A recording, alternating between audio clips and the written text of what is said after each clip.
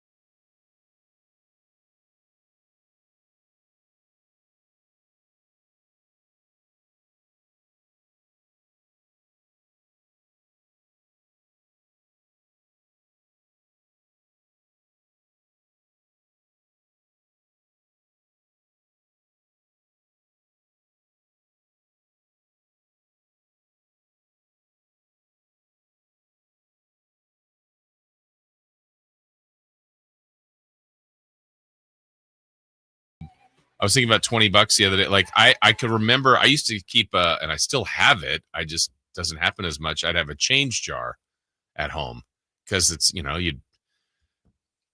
something costs $6.14. You give them $10, you get $3 and whatever back and blah, blah, blah. And you're like, oh, change in the jar. And over time, I'm like, man, this jar's getting pretty full of change. I don't use cash that much anymore. I mean, I think some people never do, but I'm trying to think of like when someone says, give me $20, it's like, okay, I might have a 20 on me, but now it's like, I don't know, currency. And when it started for me, this is going to take you back to your friend and my friend, someone you just visited, I believe, in the old building when we were doing the Just for Fun NCAA pool. And this might have been, I don't know, we were in the old building in 2017, 2018, but it would have been 3 to 4 years before that, maybe around 2014, 2015 or so. And, our Just for Fun pool, let's just pretend cost $20. And they're like, who carries cash? And I'm thinking, doesn't everybody? No. I mean, but this is now 10 years ago. I don't want to say that had to have been like, I'm going to say 2016. Okay, but still. And then it was, and then that's when the person's like, do you have Venmo or what? I'm like, what? Well, let's say I was in one of those tournaments. Yeah. When I was asked for money, I would specifically have to go to an ATM specifically. So it was new for you too. But at that time, I'm like, because everybody else seemingly did. This was the first person that said, do you have Venmo or I don't know, maybe it was Apple Pay or Cash App. I can't even remember what the other things were at the time. And I'm like, I have no idea the phrases you just said to me. Now, obviously, it's much later. But when you just said that, give me $20, literally, like if someone said, give you $20, would they Venmo you that or Cash App you or Apple Pay, I guess? Yeah. Nowadays. Okay. That's news to me. No, but I do that primarily now. Big show today coming up. We'll talk more about that. A couple things before we get to leading off. On my drive in today, I know it's State Fair time. When was the last time you went to the State Fair? I don't know. Well, it's weird because like if you go to the soccer game there, the fair's also going on type of thing. But have you ever done that as well as part of your Republic night, or you just happened to be there on like I went through where you have to go through to get to the game. But you didn't really go to the fair. Yeah, I would say we took my friend's kid out there probably 4 4 or 5 years ago. Okay. Yeah, it's been a long time for me. We used to go pretty regularly. I was driving by and I couldn't quite I'd say tell. 4 years ago. There's some big inflatable right now that is in the process of being inflated. It was laying on the ground and I was driving by and it was just starting to lift up. And I'm like, oh, what is that? Wait, I can't tell what that is. And I still don't know. I'll have a report tomorrow. But I thought about the state fair. Used to go quite a bit. Used to do shows there pretty regularly. That was kind of a thing where we would do remotes out there, and part of that draw for us, let's say, besides being out in front of the great people of our community, was they would bring by food selections, and it was always whatever the deep fried thing of the summer was. And remember, it was Twinkies at one point, then it was Oreos and other foods that they bring by. But I didn't see the concert list this year, but sometimes they've had. Wait, did I see is In Vogue there? Does that sound right? I should look up who's performing at the state fair this year. Maybe. Maybe. We do know that Ludacris is going to be there. That's right. I did. Someone was very upset that it was sold out. Yeah. Who is performing at the state fair? I guess I need to be specifying California. Ludacris, Bret Michaels, Air Supply, Dustin Lynch. Other performers include Tesla, Brothers Osborne, Dirty Heads, OAR. Okay. There'll be tribute bands like Blank Space, Taylor Swift Tribute, Journey Revisited. Yeah, Ludacris is Friday, July 11th. Luda. Friday, gotta get down on Friday. Yep, In Vogue to close it out, July 27th. Okay, Tesla in there. Not bad. I remember seeing Casey and the Sunshine Band there. Oh my gosh, 20-something, maybe 25 years ago. Yeah, a few others over the years, but it's been a while. Maybe this will be a state fair year, but it's been a long time for me to go by the state fair. Another thing too, I saw this last night. Always dangerous before you go to bed to see something like and I'm guilty, probably like a lot of other people. It's like, all right, got to go to bed. And I'm looking at the time, and every time you're awake past, you're like, I'm going to be tired in the morning. But what am I doing? Scrolling on my phone, just doing stupid idle time. And one of the last things I saw before I go to bed, I was going through a couple different things, and then something came up, it's whatever's in your algorithm. And it was some lady that says, okay, there's this new viral thing, blah, blah, blah. And I'm like, all right, it's already kind of piqued my interest. And I feel like this is something that's already dated because we're halfway through 2025. But Chris, she asked the question. She said, there's something that says your year 2025 is going to be described by whatever movie title was number one when you were 10 years old. And so then, of course, I go to Google and see, all right, on my birthday when I was 10, what was the number one movie title? So I think I got a terrible one. Not necessarily in what is described what my So year. it's got to be, it's the top movie or the top movie when you're born 10 years later, when you turn 10 years old. Yeah, so if you were born in 2000, July 9th of 2000, it would be what was number one July 9th of 2010. So you need to look yours up. Why I say mine was terrible is because it's not terrible in describing what my year is going to be. It just doesn't really make any sense. Guess what mine was? Casablanca. Casablanca. If you know, you know. Conan the Barbarian. Like that doesn't really describe. What's crazy is people, I would say my age and younger, think of Conan as Conan O'Brien. Right. And not as like Arnold Schwarzenegger. I didn't even watch that. I looked up Dave's. This is actually a decent one. Dave's would be Back to the Future. So I guess that would describe his 2025. Have you found yours yet? Okay, so that's when he was 10. Mm-hmm.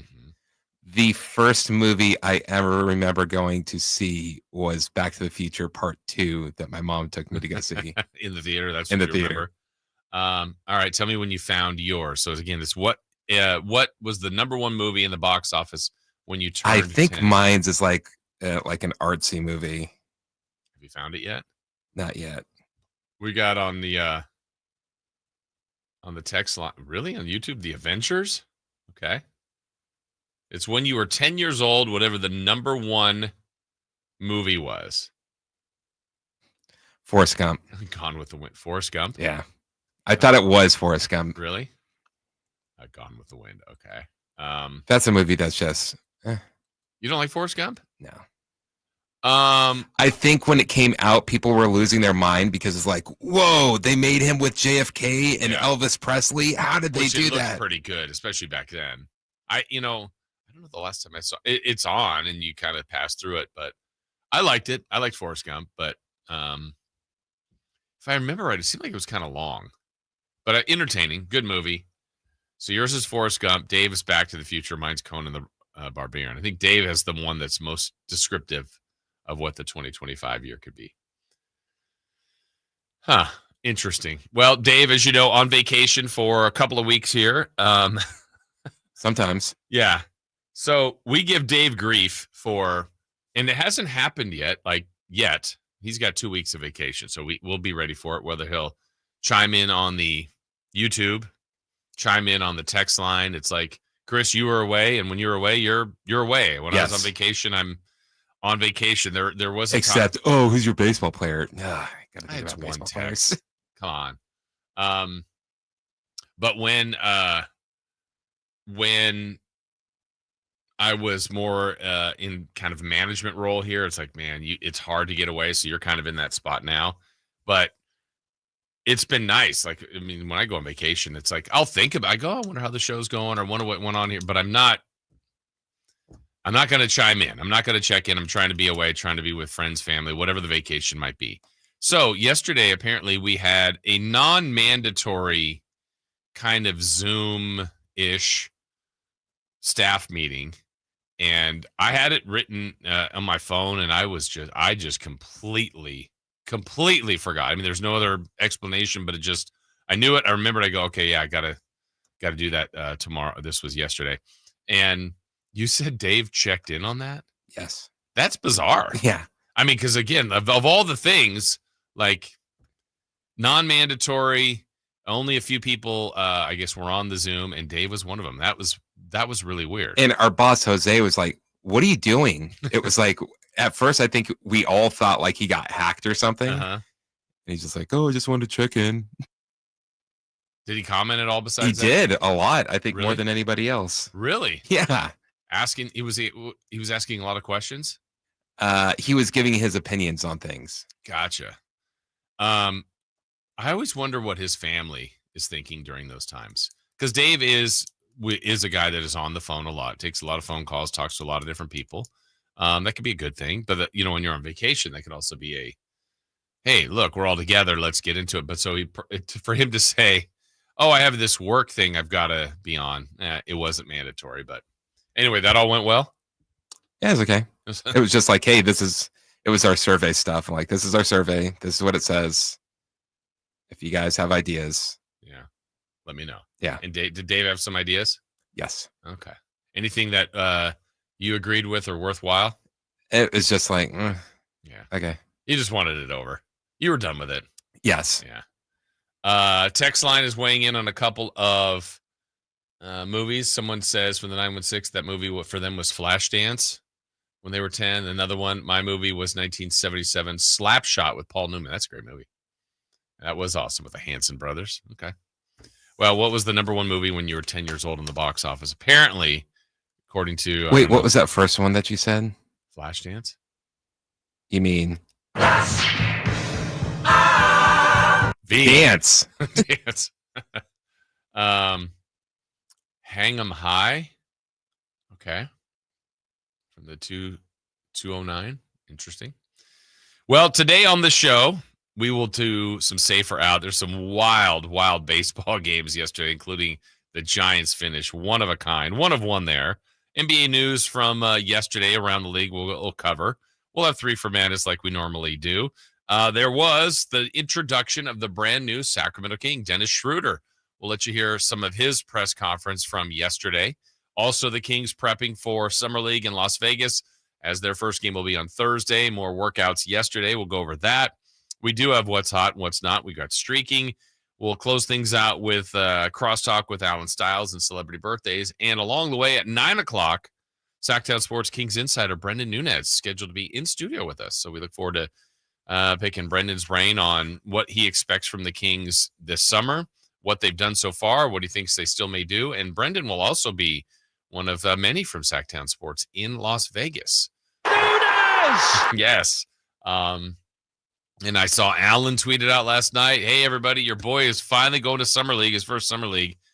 Alan, I will say this about Alan. He goes in with full enthusiasm. You got him that Temple jacket, Chris, full enthusiasm. Like Alan's until all he in. found the price. Until he found the price, then the tone completely changed. Did he pay you yet? He did. Oh, he did. Venmo. Venmo, Cash App, some sort of way. Yeah. There you go. All right. Well, we will talk to Alan a little bit later in the show, but let's do it. Let's get you started. It is time for Leading Off. Let's do it. Leading off, the 3 top stories in the morning. Huge news. This is very important. Here's cut number 1.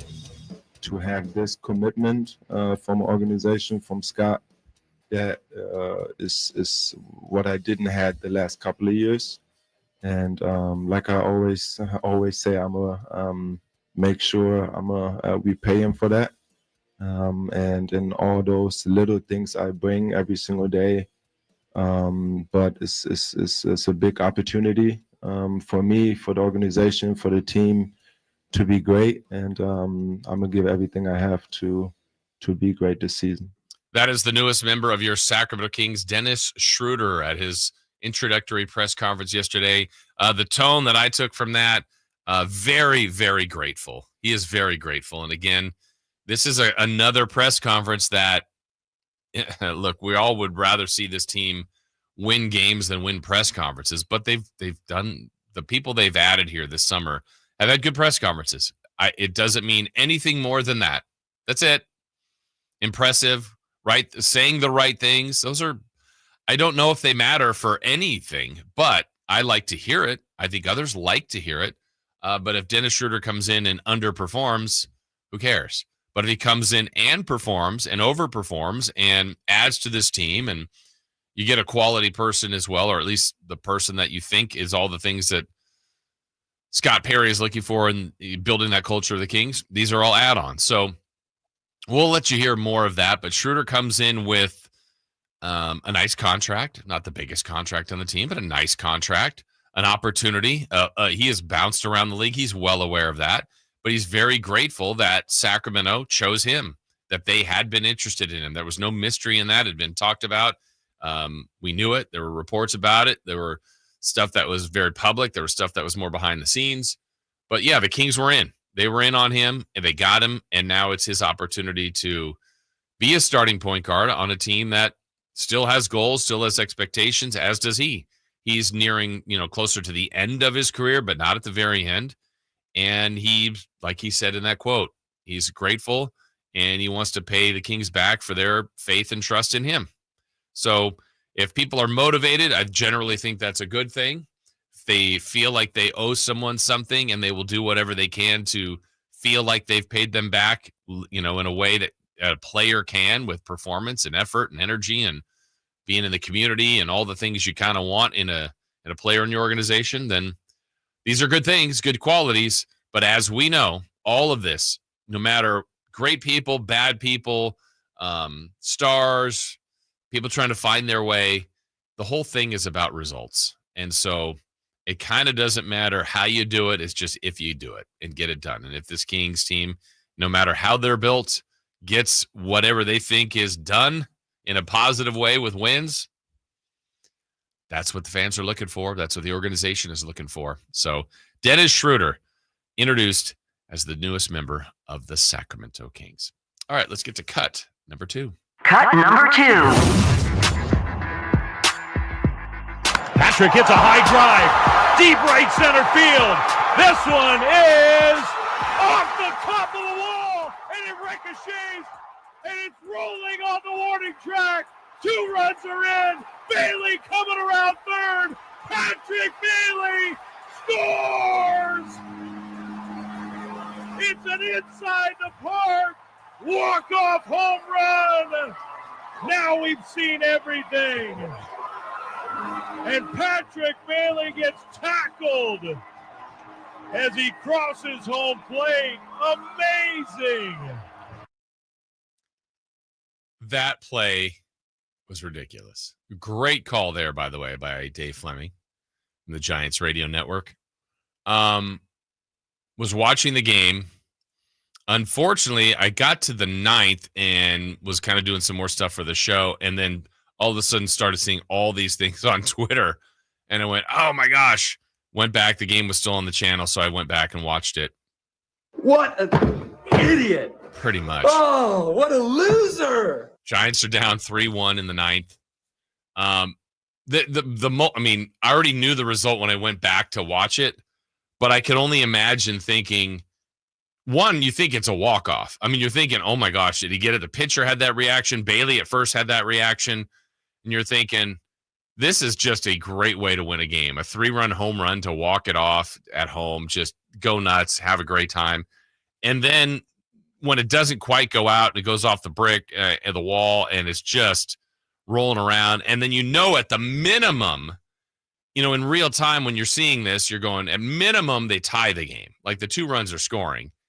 And then it's just the ball is running away from the guys running after it.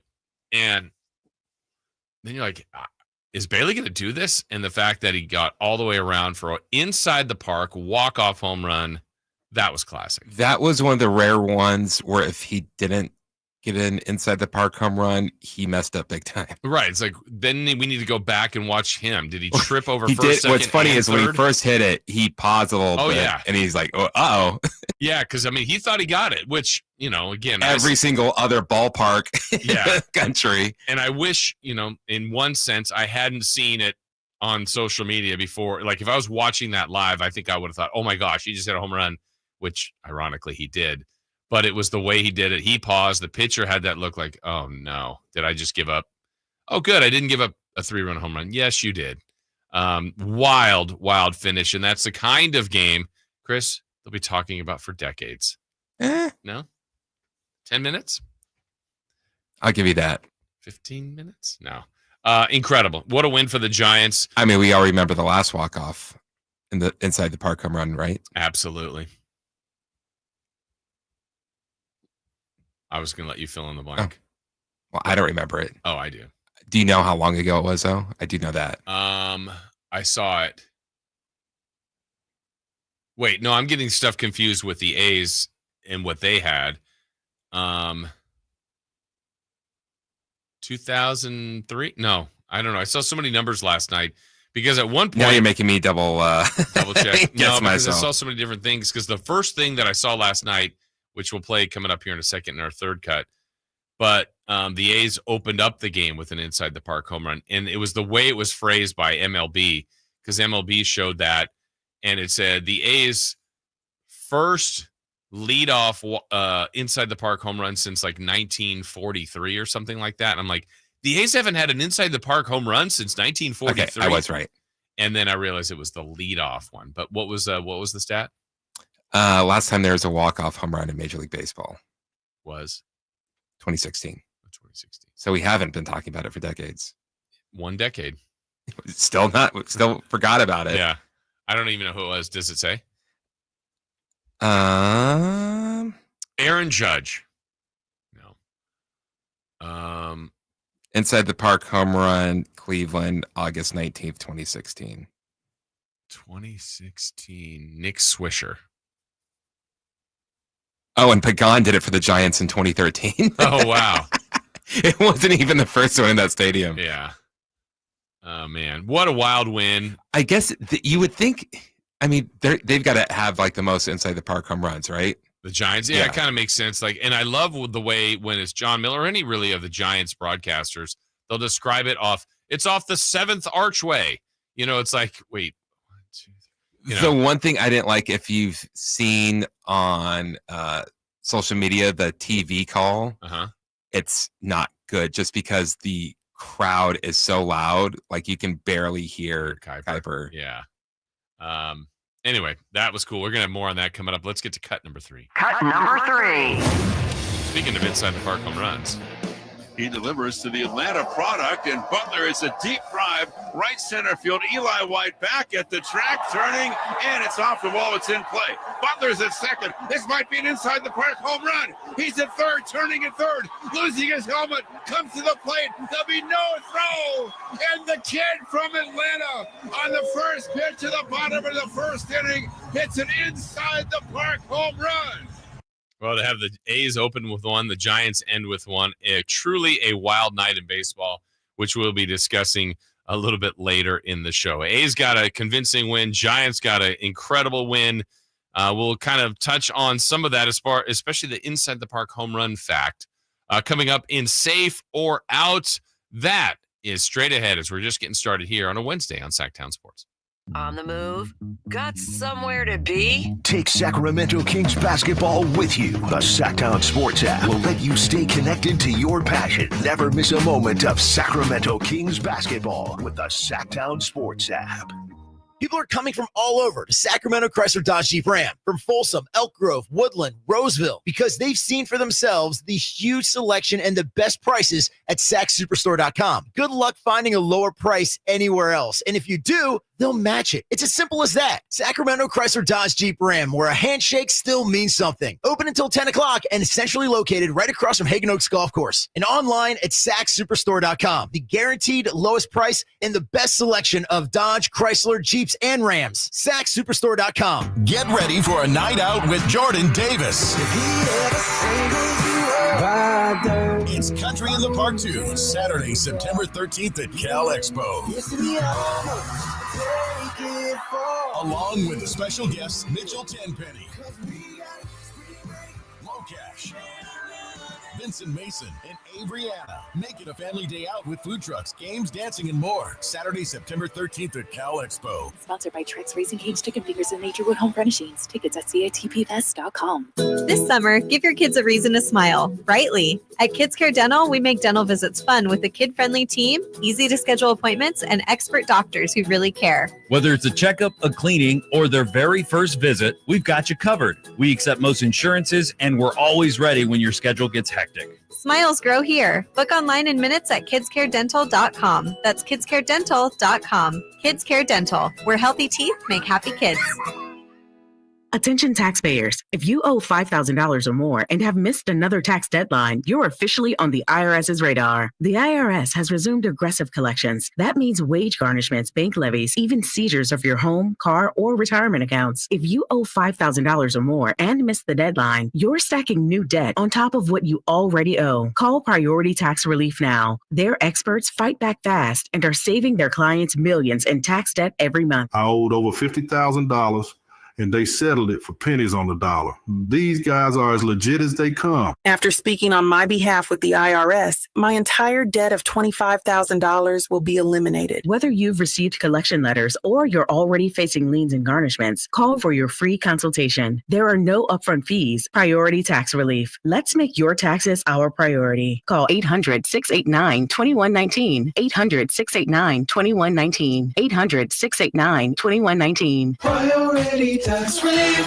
Get ready to leap tall buildings in a single bound as DC Comics' Superman, the IMAX experience, flies onto the Esquire IMAX Theater 6-story screen in downtown Sacramento. No matter what you do to me, Luther, your plans won't work. The Man of Steel is back. It's the beginning of a whole new adventure for Clark Kent. Grab the family and experience Superman's new epic adventure filled with hope. Get your reserved seats today at IMAX.com/Sacramento. Hey, buddy. Eyes up here. Superman, the IMAX experience, playing this week on the largest screen in Sacramento, the Esquire IMAX Theater. What's up? We're talking to Chad Hobbit, a Hobbit Dodge Chrysler Jeep Ram in Woodland. What's happening for the Hobbit Employee Pricing Plus sales event? We're going all in on Ram this month with not just employee pricing, but huge emphasis on the plus you can only get at Hobbit. Right now, save up to $16,000 off MSRP on new 2025 Ram 1500 crew cabs. What about those hard-to-find Ram heavy duties? If you're looking for something bigger, save up to $13,500 off MSRP on the hard-to-find brand new 2025 heavy-duty Ram 2500s and 3500s, with 500 new Rams available. Search, select, and save through our whole inventory at HobbitDodge.com. Nobody beats Hoblet. period. 16,000 total net savings on select new 2025 Ram 1500 Bighorn after 6,500 factory rebates and 9,500 dealer discounts. Rebates may include 2,500 SFS bonus cash. Must finance with Stellantis. 1,000 trade-in assist with eligible trade-in. 500 on the job upfit. Must show eligible upfit. 13,500 total net savings on select new 2025 Ram 2500 Limited after 4,000 factory rebates and 9,500 dealer discounts. Rebates may include 2,500 select inventory bonus cash and 500 on the job upfit. Must show eligible upfit. At least 5 at each net savings. Employee pricing included in dealer discounts. See dealer for details. When you're hiring, have you ever felt like you're missing out on meeting great candidates? Well, they're not hard to find when you go to ZipRecruiter. ZipRecruiter helps 10 million people with their job search every day.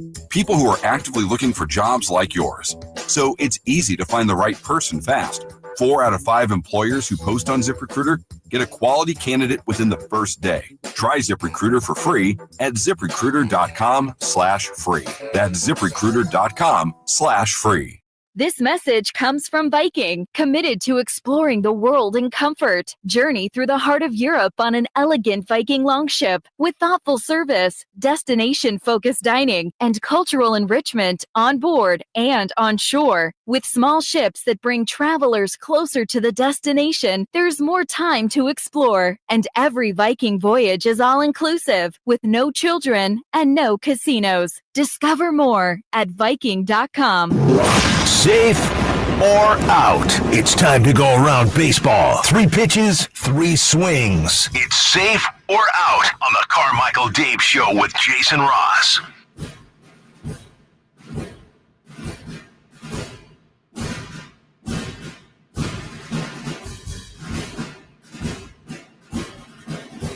All right, we're going to get to safe or out here in just a moment. We got a little bit of maybe more than when it breaks, we have it first. It's Sacktown Sports breaking news.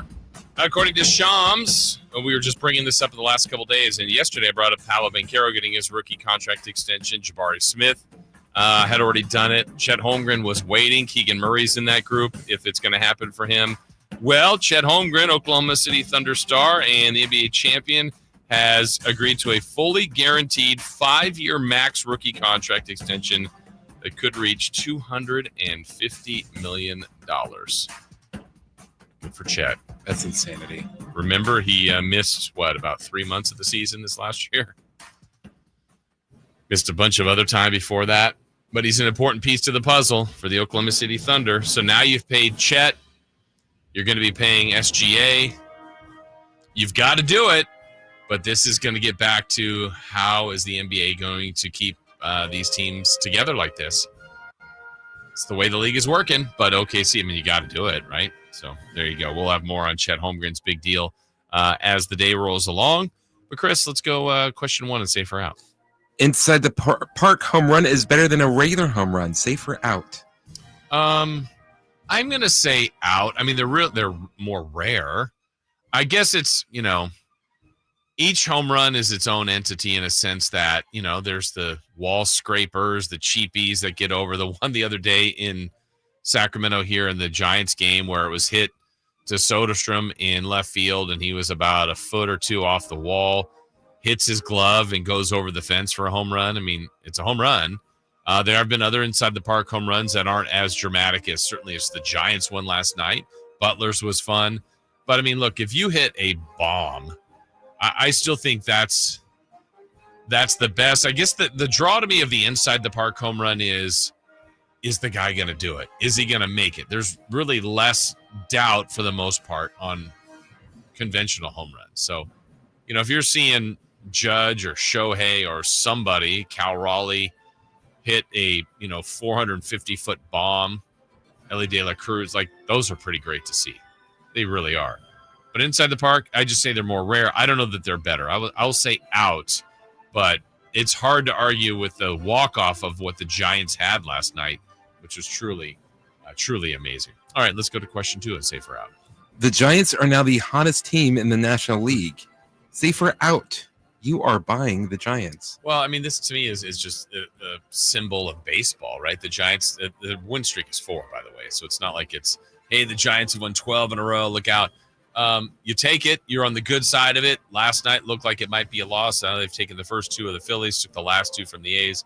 They won 4 in a row. It's just a modest 4-game winning streak. But, yeah, I think overall, I said this yesterday, and I'll keep saying this about the Giants. I think they are building to a team that's going to have a window of opportunity to win. So it's not a small window here where it's like, look, you got to buy this summer, this deadline, because there's this great opportunity right now and they may not have another opportunity. They got all these aging players. No, I think this is a team that's building its foundation for what could be a run. Look, Devers is in here for the long haul. Some of the other guys they have, and Adames, who they signed this offseason, and some of the other pieces you feel like are going to be part of this for somewhat of a long haul. They got the pitching to go forward. So these are the steps in a run for the Giants. And right now they're on the right side of it with a 4-game win streak. So I guess to answer the question, it's safe. I'm buying them, but not anymore because they've won 4 in a row, and not any less if they lose the next 4. It's just I'm buying them for an extended run. I think they'll be good enough to get into the postseason. Don't know how far they'll go. It's all that part comes down to pitching, timely hitting, which hasn't always been there for them. And then the right matchups, maybe a few breaks here. Someone else on a team that you're facing gets in a slump, like a key hitter. So baseball's weird in that way where you can get into stretches where things are going your way. And right now they are for the Giants, especially with that classic win last night. All right, let's get to our third and final one in Safe or Out. Jacob Wilson got hit in the hand to begin the game yesterday. Safe or out? They can't afford to lose him. Well, I mean, the short answer is it's out. I mean, they can because they're not – this isn't a team that's going to be competing for, we don't think, for a wild card spot or certainly for the division. But it's not what you want. This is a positive that this A's team has.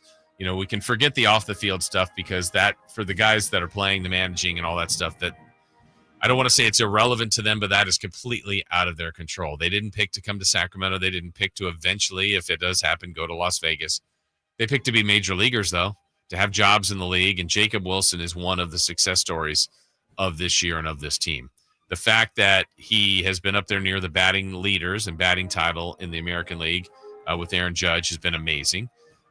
His ability to put the ball in play consistently is a weapon for this team. His fielding is good. His experience from his dad being a major leaguer. These are all good things for Jacob Wilson. And the best news out of last night after he left the game was that x-rays were negative. Looks like it's a bruise on the hand. Doesn't mean it won't hurt. Doesn't mean he might miss some time. Not sure yet. But there's no broken bone, which could have had him out for a while. The fact that he was the first A's shortstop voted in to start the World Series in 50 years is amazing. He's had a year that's all-star worthy. I'm glad he's an all-star starter. He'll get that recognition next week at the all-star game. So, again, this is a success story. Jacob Wilson is part of what I think the A's are building that is promising, really. I mean, this is the very similar playbook that the A's have had before, so I can already hear longtime A's fans that have been bothered by the kind of repeated playbook of build through the farm system, get some guys that develop, become pretty good players, and then boom, they're off to the Dodgers, Yankees, Red Sox, Toronto, pick your team, Braves, they move on. Giants, Mets. Yeah, you're picking all the teams. Yeah.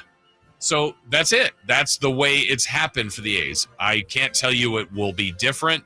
I think there has been some speculation if they got to Vegas or if they got a permanent home, potentially with new owner, but even with the same owner that they kind of locked in on a team and spent some money, I wouldn't trust that. Now, if they had different ownership, maybe. But right now, this is the ownership they have. This is a team. This is the way they're doing it. They spent some money on pitching and on some other players, but what's really building this team is the homegrown guys, the guys they've selected, that they've groomed, that have developed, that have done their own player development, and have turned into some pretty nice young players. And Jacob Wilson certainly is one of them. He is one of my favorite players to go out there and watch because of the consistency of putting the ball in play. And that is a little bit of a lost art now with launch angle and, getting home runs. And, he'll hit a few, but he is going to consistently put the bat on the ball, put the pressure on the defense. And that's why you see him batting well over 300. And it's got a good enough eye, pretty patient, doesn't strike out a lot, doesn't walk a lot, but his at-bats are going to be things you want to see, and this has helped the lineup. It's helped guys around him, and he has definitely been a positive player for the Athletics. All right, there's safe or out still to come. 3 for Madness. We'll revisit the wild night in the majors in the 7 o'clock hour, but when we return, there was plenty of news around the NBA yesterday, just not even related to the Kings, even though Mike Brown getting officially named in New York is a little bit about the Kings. There was a trade yesterday. Bradley Beal could be on the move, and in this time where people are signing these gaudy contracts that we just talked about with Chet Holmgren, one of the game's greats turned down a contract extension. We'll talk about that and more of the NBA news from yesterday. That is coming up on Sacktown Sports. The only place you'll find Keegan Murray is Sacktown Sports. Out to Keegan Murray, straight away for 3, and Keegan knocks down the triple. Hey, Sacramento, it's Keegan Murray, and you're listening to the home of Sacramento Kings, Sacktown Sports. Your local sports leader. Progressive knows when you're in your RV, you're already on vacation. That's when you become Vacation You, who just camped where there's absolutely no shade. Even though regular you burns easily. In fact, Vacation You burns too, but is too stubborn to admit it, which is why regular you gets in trouble at the dermatologist, because Vacation You doesn't do doctors. So bundle your RV with your home or auto policy and earn an automatic discount from Progressive. And spend the savings on the both of you. Progressive Casualty Insurance Company affiliates and other insurers. Not available in all states or situations. ZipRecruiter is the place. ZipRecruiter is the place for talented teachers, savvy software developers, and master mixologists. ZipRecruiter is the place where you meet all these people and more. That's because ZipRecruiter is the place for job seekers who are looking for new opportunities. In fact, ZipRecruiter helps 10 million people with their job search every day, so you can find the right candidates right away. Try ZipRecruiter for free at ZipRecruiter.com/free. That's ZipRecruiter.com/free. ZipRecruiter is the place. ZipRecruiter is the place for talented teachers, savvy software developers, and master mixologists. ZipRecruiter is the place where you meet all these people and more. That's because ZipRecruiter is the place for job seekers who are looking for new opportunities. In fact, ZipRecruiter helps 10 million people with their job search every day, so you can find the right candidates right away. Try ZipRecruiter for free at ZipRecruiter.com/free. That's ZipRecruiter.com/free. Tired of hearing scary radio ads about the IRS? Tax Relief Advocates is different. TRA is here to tell you that if you owe money to the IRS, whether it's $5,000 or $500,000, we have a solution. TRA can eliminate or reduce what you owe to the IRS with zero risk to you. We have over 1,000 5-star reviews on Google and an A+ with a BBB. End your tax nightmare today by visiting TRA.com or call 800-583-6580. That's 800-583-6580. What's that sound? That's the sound of Downy Unstoppable scent beads going into your washing machine and giving your clothes freshness that lasts all day long. There it is again. It's like music to your ears, or more like music to your nose. That freshness is irresistible. Let's get a Downy Unstoppables bottle shake. And now a Smith solo. Nice. With Downy Unstoppables, you just toss, wash, wow, for all-day freshness. I can't believe how spotless my floors look after using the Swiffer Power Mop. No more dragging around a heavy mop and messy bucket. Now I get the same deep clean without all the work. Thanks to the powerful solution and scrubbing pad of the Swiffer Power Mop, dirt and grime don't stand a chance, and I don't break a sweat. Mic drop. Mop drop. Swiffer Power Mop. Swiffer Power Mop. A smarter way to mop. Try it or your money back. Are you thinking about buying a new car? Well, maybe you're on the fence. Let me help you out. Kyle Draper here from Mercedes-Benz of Stockton. From the first time I stepped into the MP of Stockton showroom, I knew I made the right choice. I settled on the all-electric EQS SUV. It's comfortable, stylish, and most importantly, it's safe. Mercedes-Benz has the reputation of making the finest cars in the world. Now it's your turn to experience what I already know. Mercedes-Benz of Stockton is the best car buying experience you'll ever have. It's just a short drive down I-5 or anytime at mbfstockton.com. Hello, Sacramento. I'm Emran Pilati, owner of True Sports Cards and Collectible Store here in Rockland, California, and the host of the True Sports Cards Show that airs right here on Sacktown Sports 1140 every Saturday from 10 to 11 a.m., where we discuss the latest trends, hottest products, and deliver exclusive interviews with other industry leaders. And don't forget to visit our shop, True Sports Cards, at 6661 Stanford Ranch Road in Rockland and see what we have for all your sports card and memorabilia needs.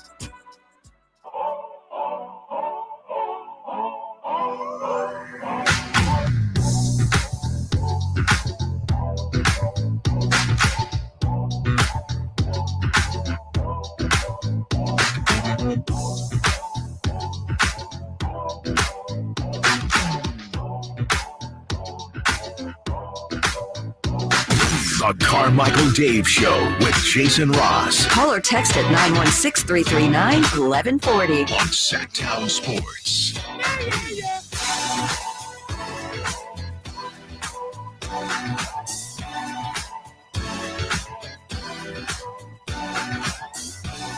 Jason Ross, Christopher Ladd. Good morning here on a Wednesday, July 9th.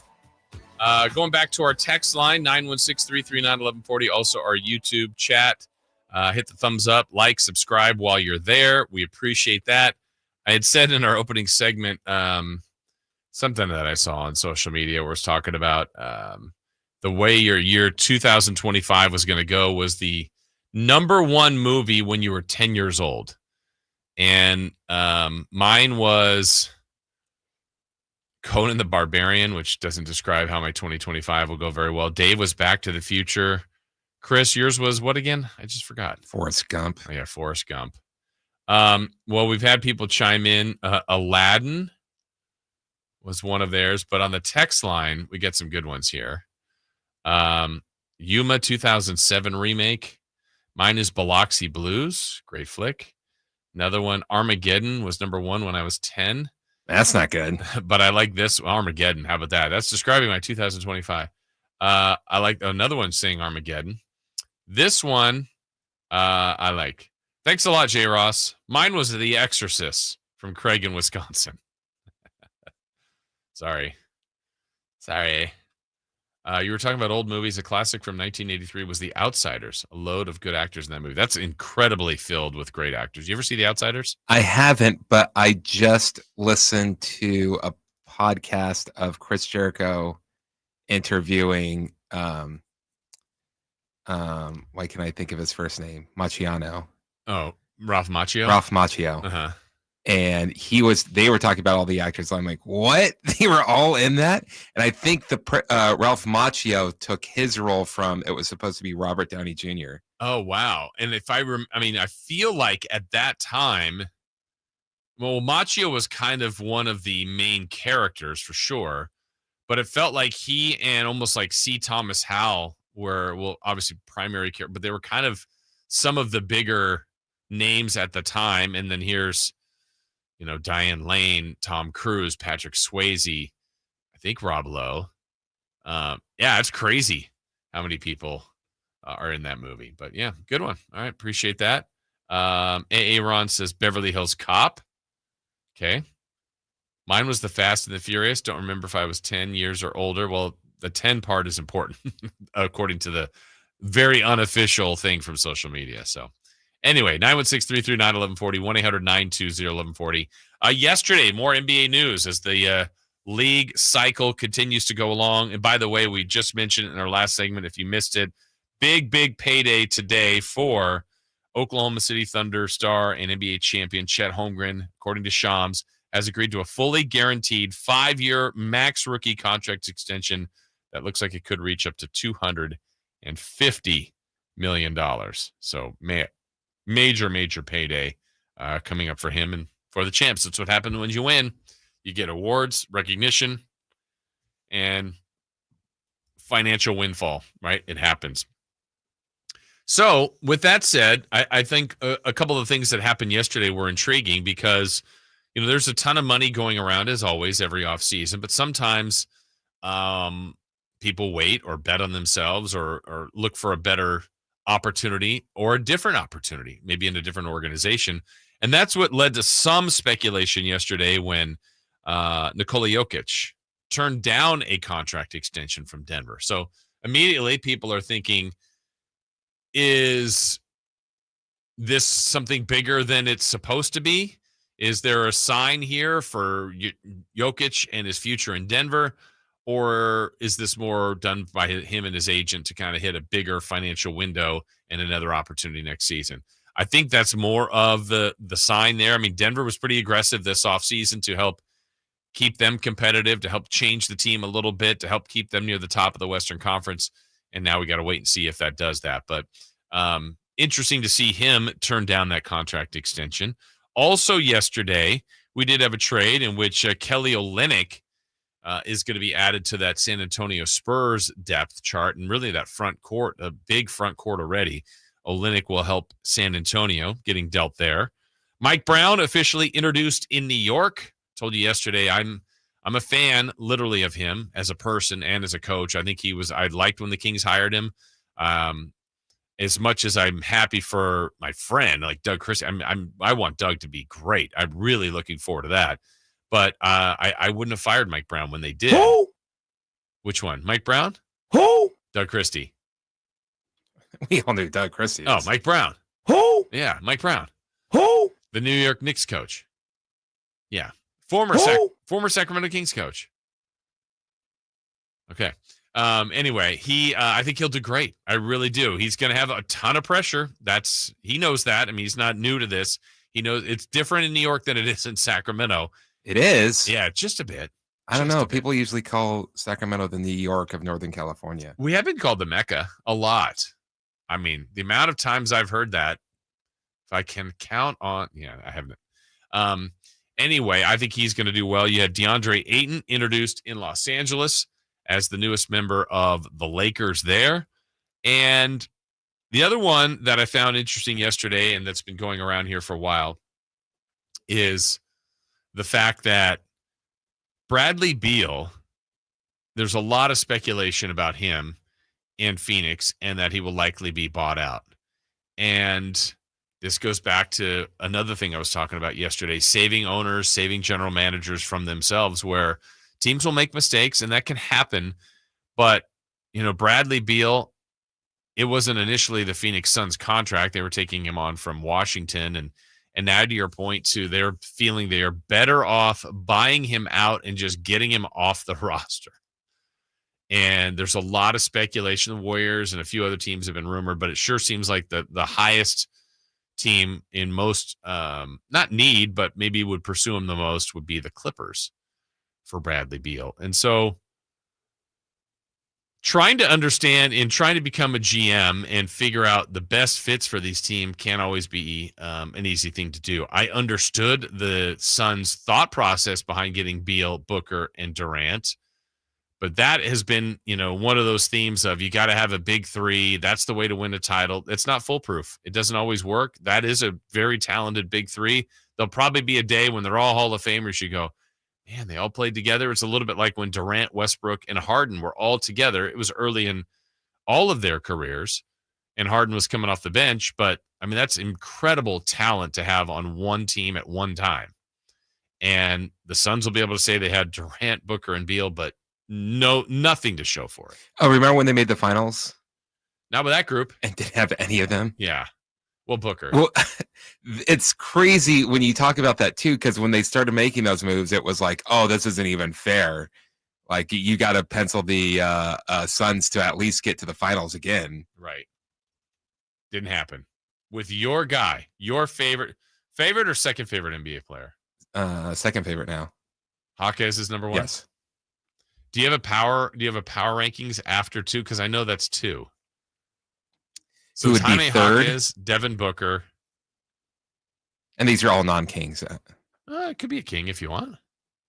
No, these are all non, because my top 12 favorite players are the players on the Kings. Oh, no matter what. No matter what. Yeah. So like you're done with Halliburton. You're done with Fox. Who? Fox. Who? Halliburton. Who? Yeah. Who would be okay, I won't even say. I was about to say something very mean, and I stopped myself very quickly. So who would be your next? Huh. That's an interesting. You might have to get back to me on that one. I will. Oh, and I will.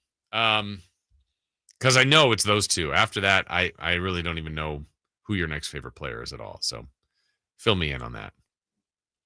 But Beal, yeah, that's a guy that likely will be on a different team. And I'm thinking if it's the Clippers, I like their roster. But, that's one of those like Damian Lillard. Yeah, you go get the player because of Damian Lillard's number 3. There you go. Once I said his name, there you go. Damian Lillard. But that's the kind of guy you get because you're getting him. You're not paying for his big contract. Phoenix is, or Lillard, Milwaukee is. So we'll see what that ultimately ends up. All right. When we come back in the 7:00 hour, we will get back into the wild night of the major leagues. We also will look at one of those trends that's happening in the NBA and if it can continue next year. We'll give you the candidates on, and you'll understand what I'm getting to when we get to that at 7:30. But up next, 3 questions, 3 answers in 3 for Madness, including LeBron. The decision is now 15 years old. We'll discuss that next. You never know what you might hear when listening to a Sacramento Kings game. Out of Keegan, going for another triple. Man, is he feeling it. Keegan, can he do it? Yes, there's number 11, Keegan Murray. Keegan steps back. He just knocked down his 12th three-pointer, a Kings franchise record. He's got 45 points. Never miss a moment of Sacramento Kings basketball with Sacktown Sports and the Sacktown Sports app. This is the story of the one. As a safety manager at a manufacturing plant, he does everything he can to keep his coworkers safe. From finding ways to reduce risks to keeping safety supplies in stock. And for that, he relies on Grainger. Grainger offers a broad range of quality products and next-day delivery, so he can always play it safe. Call 1-800-GRAINGER, click Grainger.com, or just stop by. Grainger, for the ones who get it done. Hey, it's Carmichael Dave, and I don't need to tell you it's hot. So while we're enjoying the grill and celebrating the country's independence and all that fun stuff, why don't we also celebrate some independence from our bills, specifically our energy bill? Look, American Energy Heating and Air, I tell you all the time, they've been around since 1981. A+ with the Better Business Bureau. Yelp, Google, does not matter. Read the reviews. You will find your neighbors, your friends who have used them, love them. And all they want to do is be your second opinion partner. Here's the deal. If you are already working with another HVAC company, I know it gets confusing. I know everybody has these really cool sounding commercials with paid radio shows telling you what to do. Listen to me.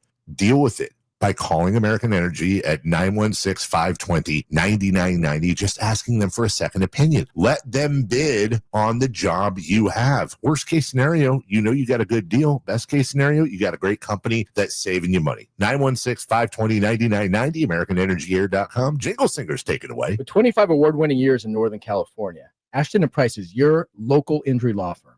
Pro attorney tip: if a firm presents as local but they're in LA, red flag. If your first consultation is not with a lawyer, big red flag. At Ashton & Price, your first consult is with a local attorney, and if serious injury prevents travel, a lawyer will come to you. Still not enough? George Washington's my uncle. At Ashton & Price, no red flags, just red, white, and blue. Remember, for the best advice, don't think twice. Call Ashton & Price.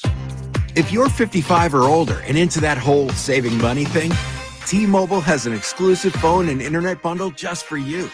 Right now, get 2 unlimited phone lines plus 5G home internet for just $30 each per month with autopay, plus taxes and fees.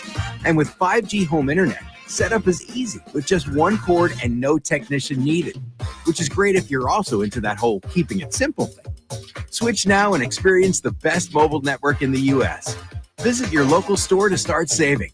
T-Mobile, it's better over here.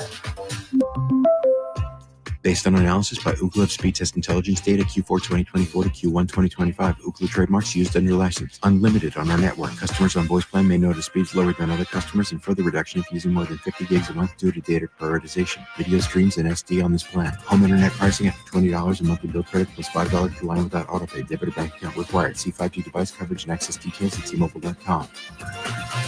Get ready for a night out with Jordan Davis. It's Country in the Park 2, Saturday, September 13th at Cal Expo. Along with the special guests Mitchell Tenpenny, Low Cash, Vincent Mason, and Avriana. Make it a family day out with food trucks, games, dancing, and more. Saturday, September 13th at Cal Expo. Sponsored by Trex Racing Canes, Chicken Fingers, and Naturewood Home Furnishings. Tickets at catpfest.com. I'm Ken Korak with your Green and Gold Report, brought to you by Comcast Business, powering possibilities. Well, the story of Brent Rooker keeps getting better and better. Not long ago, he was with 3 different organizations before becoming a waiver claim by the A's. And now he's on pace for his 3rd straight 30-homer season. And when the best players in baseball gather in Atlanta on the 15th, Rooker will take part in his 2nd All-Star game in the last 3 years. Comcast Business helps turn today's small businesses into engines of modern business.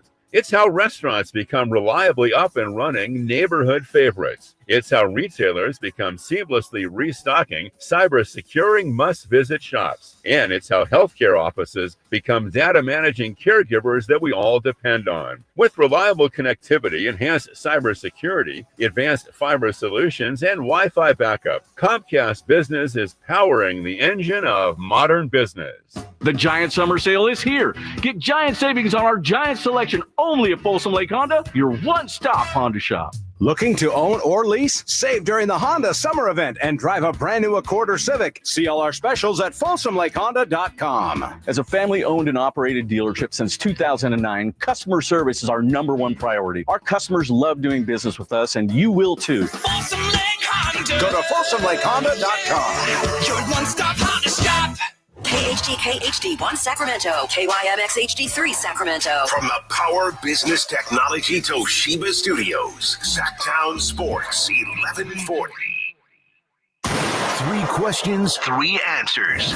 It's 3 for Madness on the Carmichael Dave Show with Jason Ross. Here's question 1.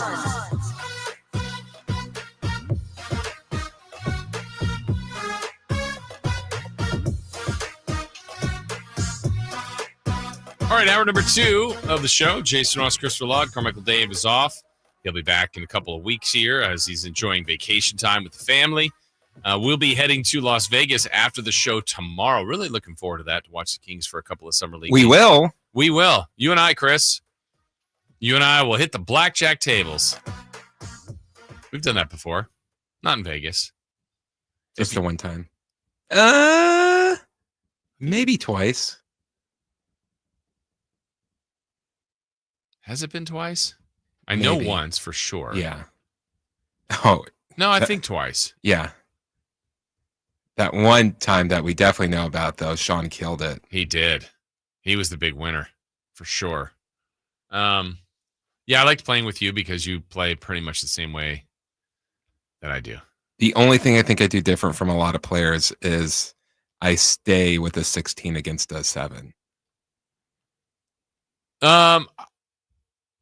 I don't know what that breakdown is. I don't, but that's where we're different. But I don't know what the common. I mean, I like to play third base a lot, and so I'll get the look like you're taking. Yes, but I'm going to take a card every time. If they have a 7 or higher, and I have a 6 and 16, I'm taking a card. Now we're getting in the weeds here because if an 8's showing, you need 10, 9, 8 to make a hand. Yeah. If you have a 9 showing, you need a 10, 9, or 8 to make a hand. Right. The dealer. You're talking about the dealer. Yeah, the dealer. Yeah. And so, like, if you've got a 7 showing, it's just a 10 or an ace. Yeah. Oh, we forgot the aces with those other ones. But your thought process is there. I saw it less broken chance. down to where, because you're more more likely going to bust with a 16. So, like, the odds of you getting a 5 or lower compared to a 7 getting all those other ones I said. Yeah. I mean, a 7 has to have two cards, 10 or an ace. Because, like, if a 7 doesn't have a 10 or an ace, they're hitting. I mean, that's even better luck of breaking than a 6 showing. Yeah. Yeah. And, if you do that and you have 16 and you consistently hit, you are going to bust. Yes, factually. But then there are times where you get that card. And I'm not upset with people that do that. Right, because then to me, it's the people that start doing weird things that are like, hey, I've got 2 10s, I got 20, I'm going to split. I'm like, oh, what are you doing? Also, the other, now we're just doing our own rules. Yes. If there is a player I don't have a problem with someone splitting 10s. You don't? Because that's the rule. It's just like you never split 10s. But if you're by yourself, do whatever you want. But two, if you're with another person that also likes to gamble or whatever, and you say like, hey, would you mind me splitting on these? Like sometimes I'll be like, no. I'm like, okay. Yeah. But sometimes like, yeah, go ahead. And then once you play, Spanish 21, I think would be your game. What's the difference? So it's got the decks like regular blackjack, but they take all the number 10s out of it. Okay. But not then the jacks, queens, and kings, though. No. So those are all just the number 10s. So you can double down at any time. Okay. You don't have to split when you split aces, you get to keep playing the hand. Okay, it's not just one card. Yeah, and then with that, you can double down multiple times. Okay. And you can also surrender at any point. Oh, wow. All right. That's a lot to think about. But yeah, I've seen that. I've never played Spanish 21. Yeah, a lot of people don't know about it, so it's usually an easy table to get on, but it's pretty fun. So the way this would be the tricky one. If I'm playing at a table and someone had the 10s, like you said, they go, "Hey, would you mind if I split?" This would be my version of I'd be like, "Well, I wouldn't." If someone says that means, That to me, I'm going, "Don't do that." Instead of, I would never say, "Hey, don't." I mean, it's still your hand, your money, but I would say it that way, like, "Well, I wouldn't do that," but I was third base and I had a soft 17. Okay. And there was a bunch of people taking action. I want to say there was a 6 showing or something like that. And there's a bunch of action. And like thinking back on it now, I probably would have doubled down. But it was on me. And so I asked the table, I'm like, what should I do here? And they're all like, I don't know. And I'm just like, should I stay or should I hit? And they're like, do whatever you want. Do whatever you want. And then I'm like, I'll stay. And then like the table lost. And then everyone got mad at me. I'm like, you can't. Right. You can't be mad. You can't be angry at me. Yeah. Yeah. When people ask, they didn't even give me well, I would do this. Yeah. And give because usually when someone asks like, hey, what should I do here? I tell them. I'll say, this is what I do. And this is the reason why I do it. That's exactly how I would say it. I go, look, this is why, this is what I would do. But I also then say, but it's your hand. Yeah. Play your hand. Or sometimes this literally happens. It's like, I'm just going to do another example. Dealer has an 8 showing and you have a 13 and I have a 13 and they'll go, oh, what would you do? I go, well, I'm going to hit. Yeah. So that's what I would do. But you play it. And then of course, they don't. And then I get the 10. I'm like, darn it. Why didn't you take that 10 out of my way? No, but it can be frustrating if people aren't, and I hate to say playing the right way, but sometimes people do some weird stuff. Now, we've all been at a table where that's happened too, Chris. You're like, someone's got something and they do something totally weird. And you're like, what are they doing? And it changed the cards by enough. And you go, well, the whole table won. We shouldn't have, but that mess helped everybody. But then I'll also do the adding. Okay, if you didn't do that and you didn't do that, but that person was going to do that, then they would have, and then the dealer would have had, they would have 14, 15, 22. You cost us all of that. Right. Thanks, pal. Okay. Well, it is that time for 3 for Madness. So let's. We're still doing that? I guess so. I forgot. Let's just play Blackjack all show. The NCAA Men's Basketball Committee is expected to decide on whether or not they will expand the March Madness tournament from 68 to 72 or 76. Do you like this idea? Hey, you know what? I think why? Money. The NCAA and everybody else needs so much more money. This seems like a cash grab. Look, 64 was so nice. Such a nice, clean bracket. So perfect. Then we have these extra games that came up on Tuesdays and Wednesdays to get 68. It's like, I don't really think we need this, but I got comfortable with that. I don't know. It'll give more people an opportunity. The problem with this, and here's where I think it's going to go, is if they go to 72 or 76, which I believe they will. To me, Chris, the reality is this isn't going to be more Gardner-Webb's, Belmont's, Lehigh's.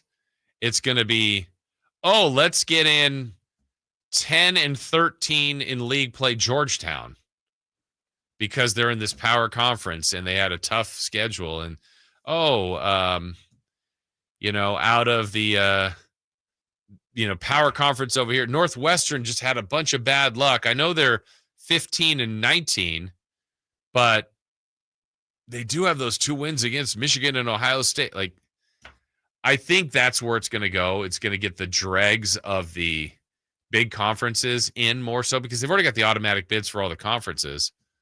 So that would be my drawback. I also like the nice clean bracket. I don't know how that's all going to play and when these games are going to go. We'll figure it out if they expand. But to me, at the end, it's as you play the clip, Chris, it's a cash grab. Yeah, and I hate saying this so much time, and it seems like I say this about every single sport in the United States, and now in every sport around the world. It's like, when is it enough? When have you made enough money? Yeah. Like, you don't need more. Well, Chris, remember, these are student athletes. Yes.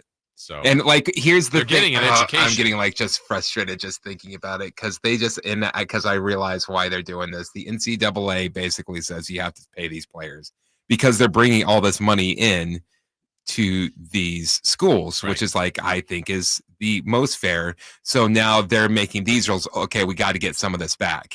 Right. Where's our cut? Yeah. And so like, and who's paying for it is the fans. Right. So now you try to go when it's here in 2027, I think 2027 is back in Sacramento, the tournament, which will be fun and great, but everything is so expensive. I just don't know how like an average family, like you talk about, you went to like every sporting event as a kid. A lot. We were very fortunate, but I don't remember it. Now, again, it's a different scale, but it also wasn't to this scale it is now. Like, I remember as a kid growing up, I'd go to one basketball game a year, one baseball game a year, two. There'd be a few, actually more than that. There'd be a few A's games sprinkled in. And then like, I'd get to go to like one wrestling show, and that was like so exciting. And then like, you see the ticket prices for it. It's like, this is very reasonable. Well, and I remember when, you finally get the ability to, you either have a car or a friend has a car, and you've got, even if you got a few dollars you've scraped up, it's like, oh, we can get to the baseball game. Upper deck at Angel Stadium will be, $11. I think I could do it. And it's like, but I didn't care. I didn't care if I was in the last row. We found it. Maybe we'll have to park outside the stadium because we don't want to pay for, whatever. You found your way in.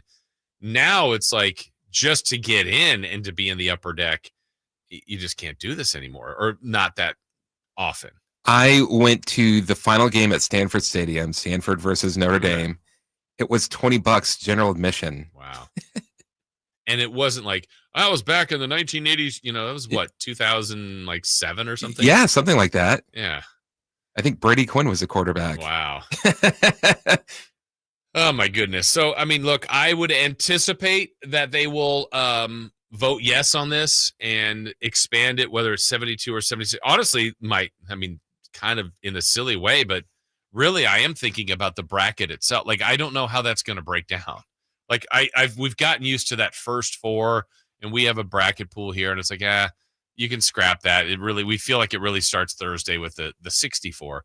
But I'm more into the logistics. Like, if it's 72, how many of the games are before that?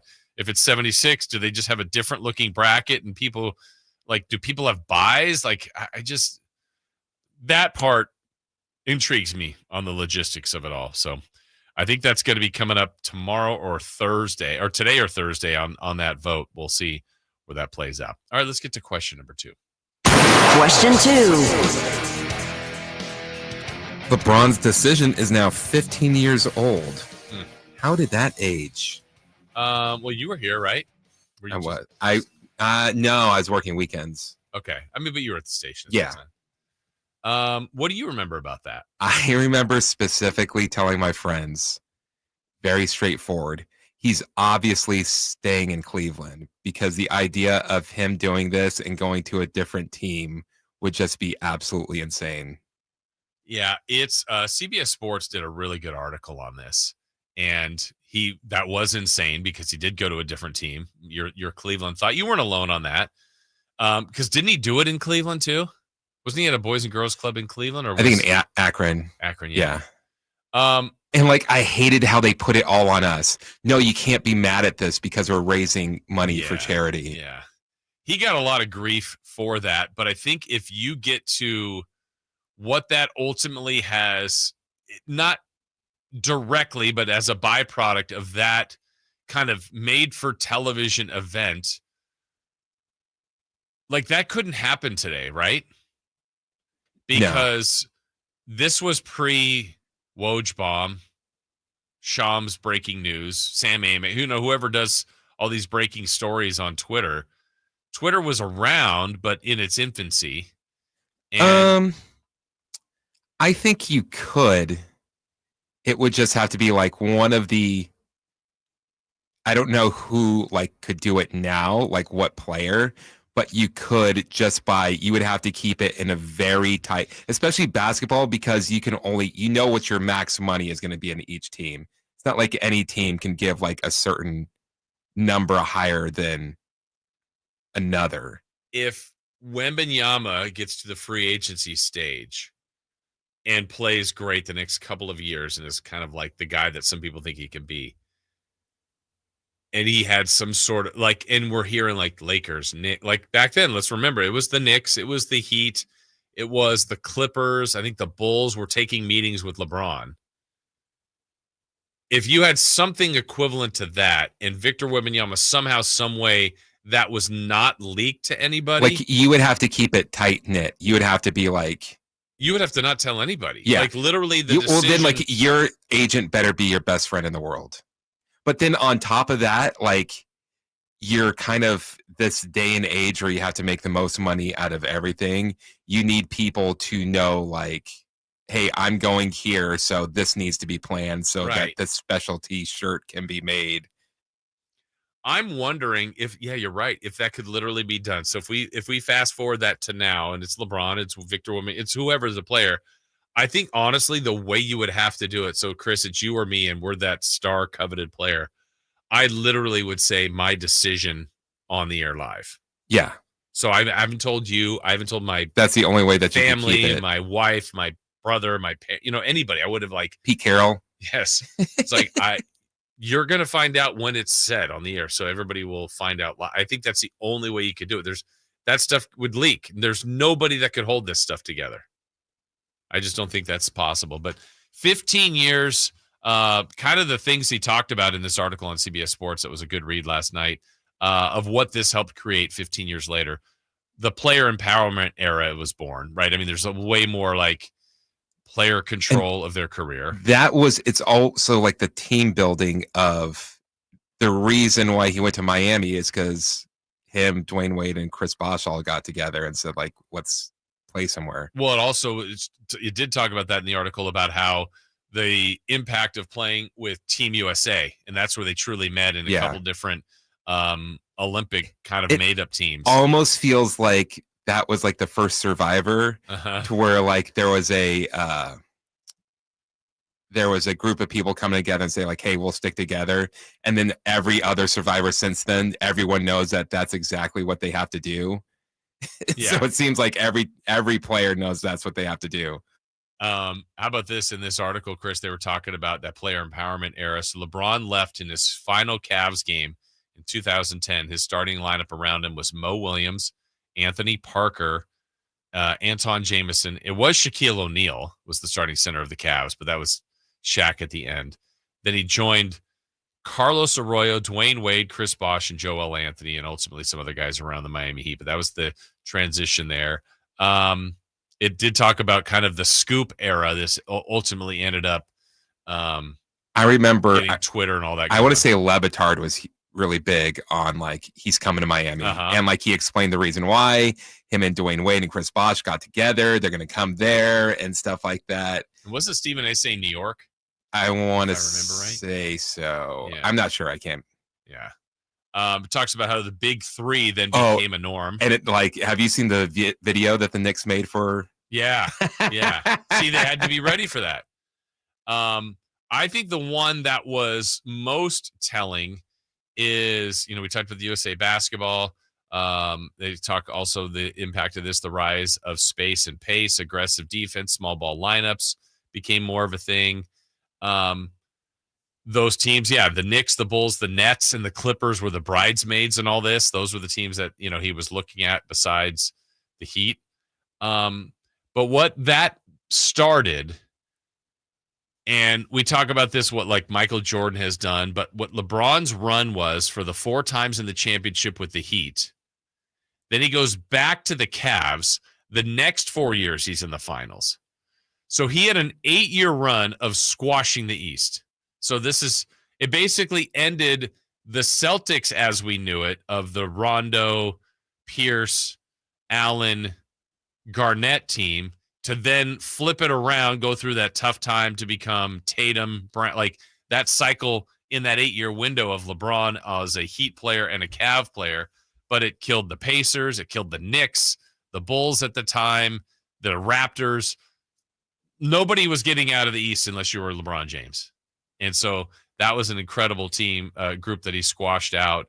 I know that we joke about it, but LeBron's legacy, if he doesn't go back to Cleveland,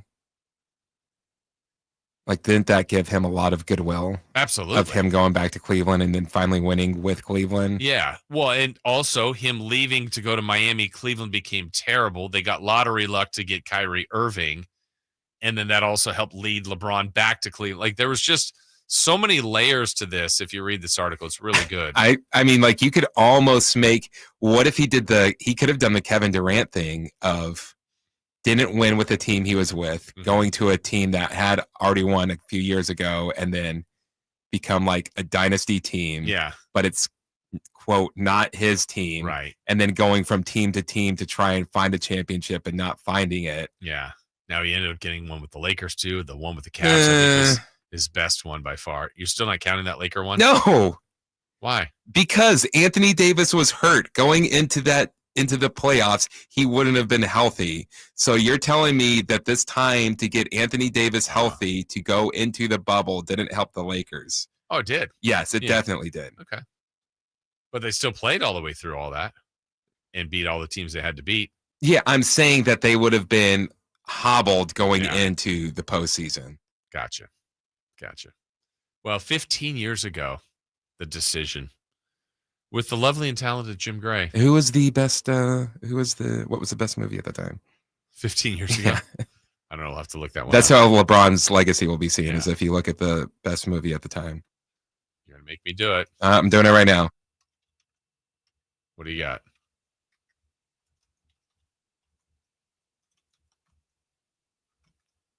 I'm already there. Let's see.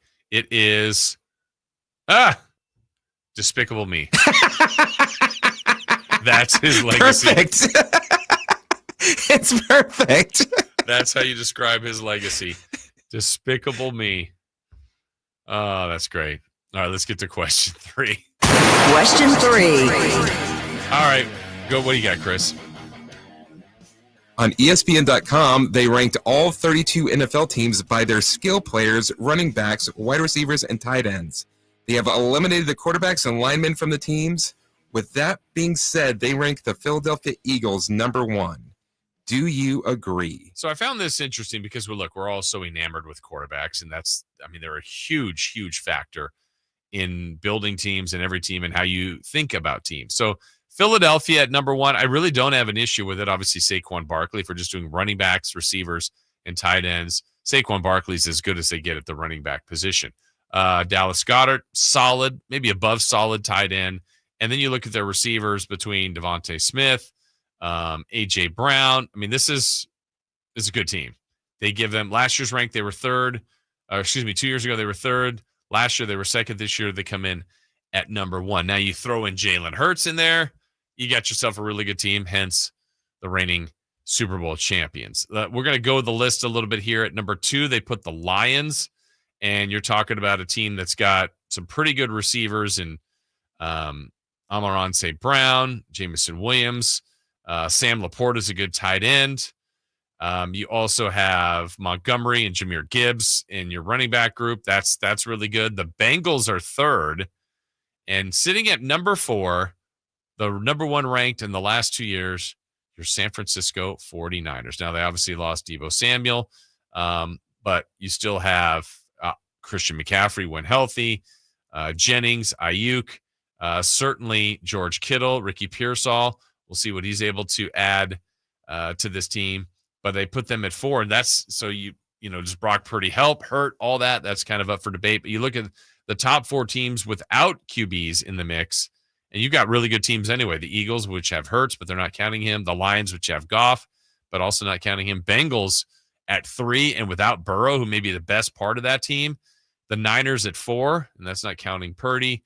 Rams 5. We work up the list, and you start to see the Ravens at 8, which is pretty good because Lamar Jackson's a huge part of what they do. And I think the Raiders came in, if I'm not mistaken, around 16. Let me move this list. No, they're past 16. Packers there at 17. Seahawks. Now they're the Raiders at 20. Last year's ranked, they were 23rd. Now the quarterback part of their team has not been their strength. I'm really intrigued by Ashton Genty, what he's going to mean for this team. But the other part of this list that became interesting to me, based on running backs, tight ends, and wide receivers, the best team, in my opinion, that's ranked the worst is Buffalo at 28. They went from 20 to 24 to now 28.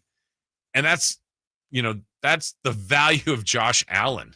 Well, the NFL is so tough because it's put all on the quarterback when it's the most team sport that there is. Absolutely. And so you see, you could say in reality, they need Josh Allen so much, but when they talk about, man, Josh Allen just can't win the big one when it really matters. Yeah. But I mean, to that point, if Josh Allen got hurt and was out for the season, I think the Bills would be awful. Oh yeah, absolutely. Yeah. Now, then you could also see we've seen with Cincinnati with Burrow, and then he's just getting completely destroyed, and it's not his fault. Yep. And it's just you need all the pieces. Yeah. You absolutely need all the pieces. But interesting list. If you get a chance, you can check out ESPN.com where they rank the skill players. Again, running backs, receivers, and tight ends, removing, as I said, the line and the QBs. And it's an interesting list. You can find it at your team. The dead last, sorry to you Tennessee Titans fans. Last year they were ranked 19th, but this year at 32nd.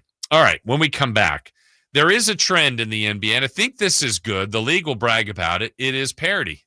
We just had OKC winning the championship. They've won 7. It's now 7 different years of 7 different champions. To get to 8, we got to have somebody new. Who are the best candidates to keep this streak alive? We've got that list for you when we come back here on Sacktown Sports. You never know what you might hear when listening to a Sacramento Kings game. Out of Keegan, going for another triple. Man, is he feeling it. Keegan, can he do it? Yes, there's number 11, Keegan Murray. Keegan steps back. He just knocked down his 12th three-pointer, a Kings franchise record. He's got 45 points. Never miss a moment of Sacramento Kings basketball with Sacktown Sports and the Sacktown Sports app. If you're 55 or older and into that whole saving money thing, T-Mobile has an exclusive phone and internet bundle just for you. Right now, get 2 unlimited phone lines plus 5G home internet for just $30 each per month with autopay, plus taxes and fees. And with 5G home internet, setup is easy with just one cord and no technician needed, which is great if you're also into that whole keeping it simple thing. Switch now and experience the best mobile network in the U.S. Visit your local store to start saving. T-Mobile, it's better over here. Based on analysis by Ookla Speed Test Intelligence data Q4 2024 to Q1 2025. Ookla trademarks used under license. Unlimited on our network. Customers on voice plan may notice speeds lower than other customers and further reduction if using more than 50 gigs a month due to data prioritization. Video streams and SD on this plan. Home internet pricing after $20 a monthly bill credit plus $5 per line without autopay. Debit or bank account required. See 5G device coverage and access details at T-Mobile.com. Alan Stiles here with your Sacktown Sports injury update, brought to you by Downtown LA Law Group. Jacob Wilson has missed a couple games with that right hamstring soreness, but the belief is he could return at some point during the A's homestand. Zach Geloff, out with that stress reaction in his ribs, has played a couple games for the AAA Las Vegas squad and also should be returning during the A's homestand. That was your Sacktown Sports injury update, brought to you by Downtown LA Law Group. Hey, I'm Alan Stiles. Have an injury? Call Downtown. Downtown LA Law Group, an injury law firm, has many happy clients in Sacramento and the surrounding areas who have called Downtown. Get paid for your injuries from slip and falls or auto accidents. One of their most recent settlements was $1.5 million for a motorcycle accident. Have you had an auto accident? Call Downtown. Text injury help to 40222. That's injury help to 40222 and visit them at calldowntown.com. William is one of millions of Americans who uses GoodRx to save on the cost of their prescriptions. My oldest daughter, Camilla, 2 days old, she had to have open heart surgery. All of a sudden, she's on 5 different medications. It adds up at the end of the month. Me and the pharmacist got so tight. She said, GoodRx save you a lot of money. Saving that extra $200-300 a month. We're able to do all these extra activities, so it puts less stress on our household, and it puts less stress on our pockets. Download the free app or visit GoodRx.com and start saving today. GoodRx GoodRx user compensated for their time. GoodRx is not insurance, but can be used instead of insurance. This is the story of the one. As a lineman, he does whatever it takes to keep the power on in his community. And he wants a partner like Grainger who does the same. Grainger offers the professional-grade products he needs, from voltage detectors to harnesses to hard hats, plus fast, dependable delivery, so he can rise to every challenge. Call 1-800-GRAINGER, click Grainger.com, or just stop by. Grainger, for the ones who get it done.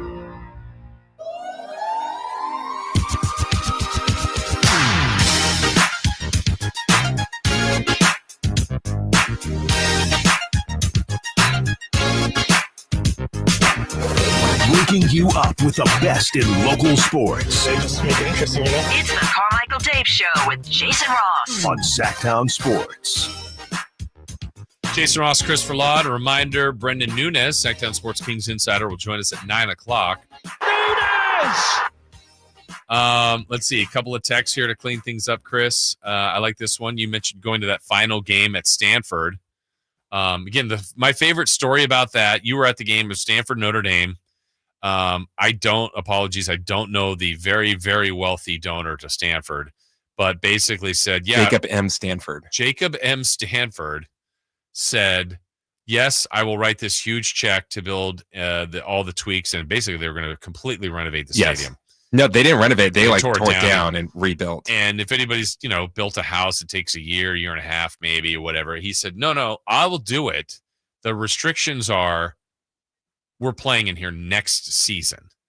And so I remember watching the game that you were at, and they were talking about it, and you could literally see people sitting in the bulldozers ready to go. Like, hey, Chris, get out of the game because we're tearing this down. There were players still on the field when they're like bringing construction on the field. And so it was 24/7. Like, boom, they moved that thing, and in 9 months they had a brand new stadium ready, which is absolutely incredible. It's a beautiful stadium, but it's totally different than the one that obviously had the Super Bowl years and years ago. A lot more expensive the next time I went. Yes. Well, they said Chris, future Giants pitcher Jeff Samardzija played in that last game at Stanford. He did. Well. We were a little late getting into the game, and Quinn threw like this 70-yard touchdown to Samardzija to start the game. But you missed it. No, we were walking in right as we were walking in, and we saw the pass. Okay. This is another one that I like. I like this text, but it also makes me sad, and it's one of those things that, look, life and things change, and whether it's nostalgic, but I also just like this fact. The 209 says, speaking of ticket prices, I found ticket stubs from a Cubs game in Wrigley Field for when I was a kid in 1986. At the time, ticket prices in section 138, $9. Now they're over $100. And I also miss being able to keep ticket stubs. I agree with you. And that's gone. It's gone. And I've seen some things that people sell ticket stubs back, like to people to, as a nostalgic thing, but that's weird. It is. And I have some that I just kept, and I'm like, I'm not looking to like make my, I don't even know that they're worth anything, but it's like, why would you want a ticket stub of something you didn't go to? Right. Or is it like I went to it and I don't have the ticket stub? You'll see that occasionally with the LeBron James first game. Yeah, here, which, and they used to have tickets, I had season tickets at one point. At one point we had tickets, and now that's long gone. Obviously, I don't have a problem with someone selling them, but just like, who is the person that wants it? So I'm trying to think, if you ever went to an event, something that had significance to you that you don't have the ticket stub, would you buy that ticket? No. Even though you went to the, it may not be the exact seat you sat in, but you went to the game. No. Yeah, I don't think I would either. I don't look at it that way, but some people are buying these things. But I do miss that. I miss the ticket stub fact of just even a talking point, like, oh, I went to this event, and what's the significance of it? I don't know. But I remember as a kid, the thing to do was to try and get autographs on your ticket stub. Oh, on the ticket stub. What would you, of the events that you went to that would have had a ticket to it, which one do you wish you had the ticket for? This is going to sound stupid. Eddie Guerrero winning the WWE Championship at the Cow Palace. No Way Out 2002? 2002. So if I could get you a ticket stub for it, would you be happy about that? No. It's not the take. Like, I wouldn't care. Well, Chris, I've got news for you. I just spent $300 on eBay to get you this ticket. You ungrateful. No. Yeah, I just missed that. Missed that opportunity. Right now, the trend in the NBA is, I think, good. We will wait and see. But for the 7th consecutive year, we have had a different NBA champion. The Oklahoma City Thunder, check that box, their first title. Before that, it was Boston. Before that, it was Denver. Then Golden State, Milwaukee, the Lakers in the bubble that Chris doesn't count, and Toronto. Now, before that was the Warriors again, so that's where the streak started. Toronto, which, if you look back at that, I think most people would say Toronto's not winning that title if Durant and Clay don't get hurt, but they did. It's part of it. Lakers, as Chris pointed out earlier, maybe if AD and the bubble time and that kind of stoppage of play didn't get the chance to get healthy, maybe the Lakers don't win it. Milwaukee, that was an interesting one because I think Phoenix, if I'm not mistaken, won game 1 and 2, and then Milwaukee won the next 4. Golden State beat Boston, came from behind to win that series. Denver beat Miami. Boston got their title over Dallas pretty easily, and then OKC just defeated Indiana. So 7 different champions in the last 7 years. And I think again, I think this is good. I think this is good for the league. I think people appreciate some of this parity. Right before that, we came from the Golden State Cleveland Cavalier run of 4 straight championships with those 2 teams in the finals together. So, there's some charm to that too, but I like the fact that we've got 7 new champions. So that brings up the question, who are the best candidates to extend this streak and give us another new champion of 8 consecutive years besides your Sacramento Kings?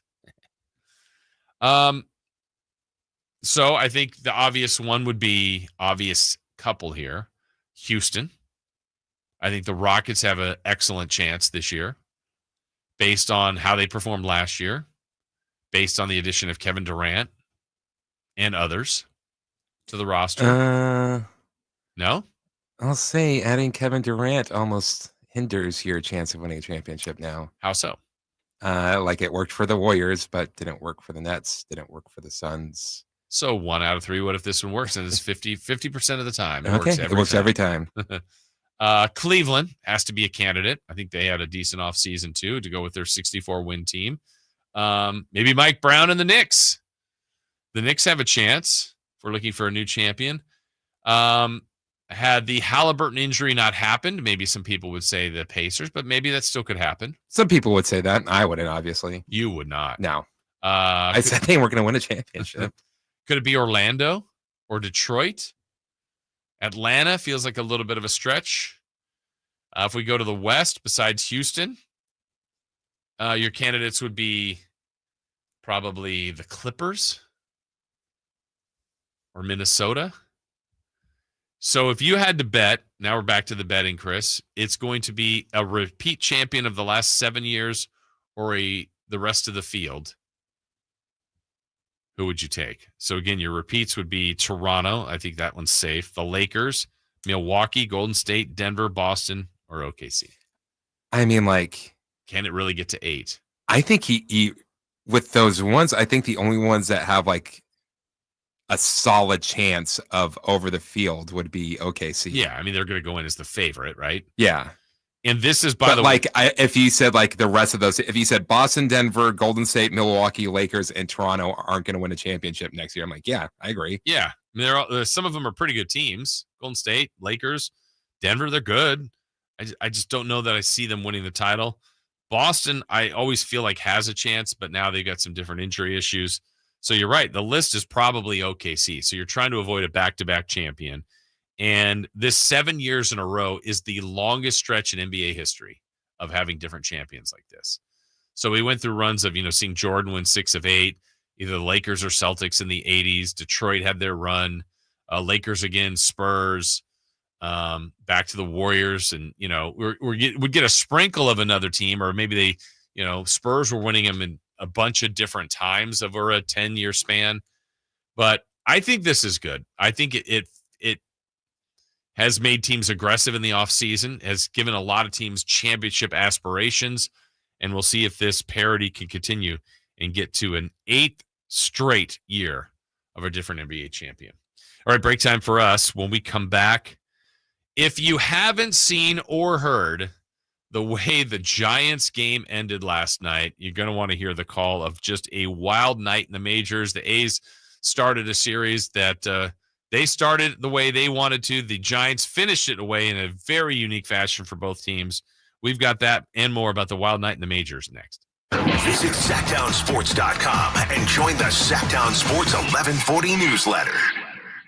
Catch all the action at Sky River Casino. Enjoy over 80 table games, more than 2,100 slot machines, and a thrilling high-limit room. Plus, with 18 elevated restaurants, bars, and lounge destinations, and Sky River rewards that add up and up. There's something for everyone. Just minutes from Sacramento, right off Highway 99 in Elk Grove. Join in the fun and experience new heights. Sky's the limit at Sky River Casino. Visit skyriver.com today. Gambling problem? Call 1-800-GAMBLER. And we're back, live during a Flex Alert. Dialed in on the thermostat. Oh, we're pre-cooling before 4 p.m., folks. And that's the end of the third. Time to set it back to 78 from 4 to 9 p.m. Clutch move by the home team. What's the game plan from here on out? Laundry? Not today. Dishwasher? Sidelined. What a performance by Team California. The power truly is ours. During a Flex Alert, pre-cool, power down, and let's beat the heat together. I'm still going for it, even with higher stroke risk from atrial fibrillation and a regular heartbeat not caused by a heart valve problem. Over a 3-year study, Eliquis apixaban tablets reduced stroke risk better than warfarin, and over 97% of Eliquis patients did not experience a stroke. A first stroke occurred in 2.9% of warfarin patients versus 2.3% of Eliquis patients.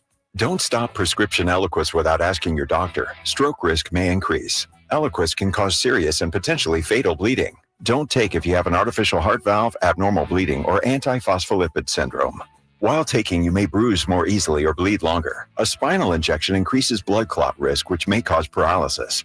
Get medical help right away for unexpected bleeding or bruising, or back pain, tingling, numbness, muscle weakness, or incontinence. Aspirin products, NSAIDs, SSRIs, SNRIs, and blood thinners increase bleeding risk. Tell your doctor about planned medical or dental procedures. Learn more at Eliquis.com or call 1-855-ELIQUIS. Progressive knows when you own a boat or RV, it's like you're automatically on vacation, even if you're actually a marriage counselor in the middle of couples therapy. But in your mind, you're camping in Acadia, puttering around Frenchman Bay. Your boat and RV are both protected. You're lobster drenched in butter and... Uh-oh, did your clients just notice you weren't listening? Quick, do the thing where you just repeat back exactly what they said, but as a question. They bought it.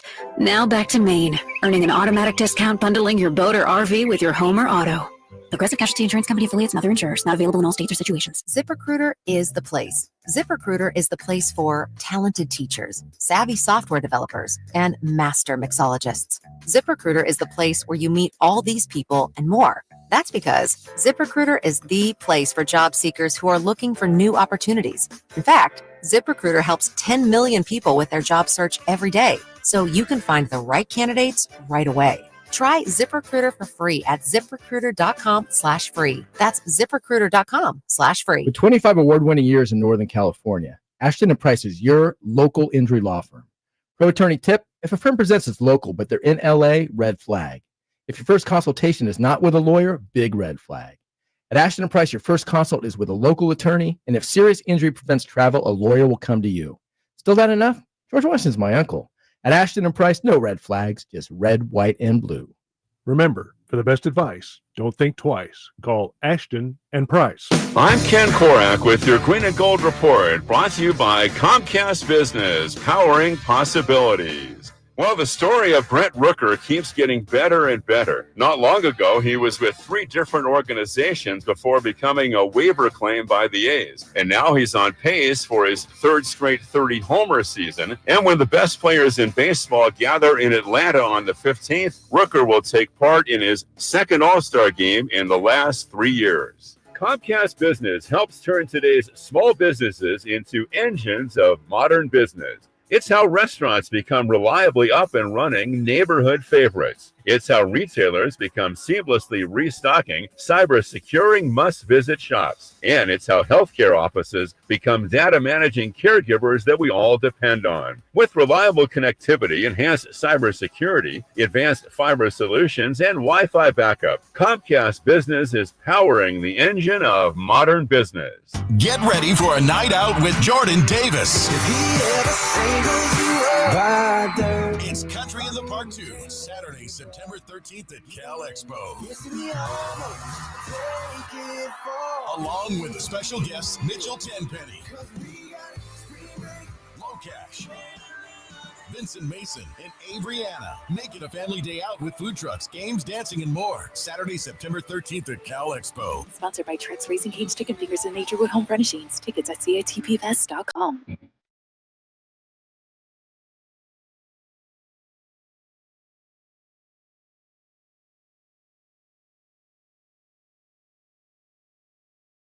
The only place in the morning to get your sports fix. Live and local. The Carmichael Dave Show with Jason Ross. Coming up at the top of the hour, we're going to let you hear from newest King Dennis Schruder. Had his introductory press conference yesterday. He and Scott Perry both spoke at that. We'll let you hear some of the clips from that. Also get into the wild night in baseball last night.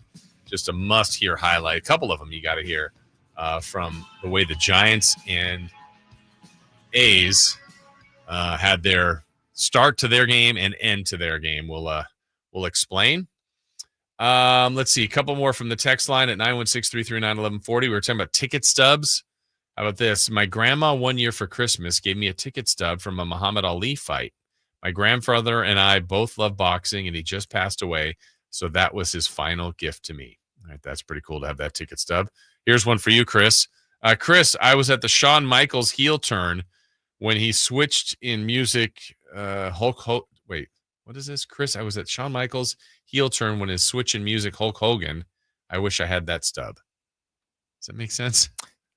He did turn on Hulk Hogan. Okay. While they were, so it's while the music was playing, I guess. So he wants that even though he said, I wish I had that ticket stub, I'm assuming. I'm guessing he's doing voice to text. Okay, yeah. There's some inaccuracies in there, but that's okay. We appreciate the concept of, we're aware of the ticket stubs gone. Because Chris wants that one. That it wouldn't be impressed if I got it for you, I guess. He said, like, what is the one stub that it's not one of those things like I dug through everything to see if I could find. You know what? I actually think I might know where it's at. Yeah? Yeah. I'll go looking for it today. Let's see. On our YouTube chat, some of our regulars are in here. Oh, my goodness. Jess, who's a regular, I said hi to Jess. Says, hey, J. Ross, I was at the rookie presser last week, but I was too shy to go up to you. What? I didn't see you there. I mean, if you've seen what people talk about you on Reddit, yeah, people would be right to be scared. Yeah. I mean, that only happened twice. I mean, I still have that reputation? Huh? Well, Jess, if you could have got through my people to get to me. Oh, I saw you. You had the Clifford plushie. I saw you holding up the Clifford plushie. Or I don't think I saw you. I was behind you. Okay. I did see that. And I was hoping he would recognize that because he was talking about, I think G-Man asked him a question about his chain, and he had the Clifford chain, and you had the Clifford big red dog, the plushie. That's right. I did see that. Troy has the Texas USC Championship game stub. Oh, no. Said the Texas USC Championship game stub would be pretty cool. I would like that. I was happy about that Texas one. Yeah. Did not go to that game. Been to many games at the Rose Bowl. Did not go to that game.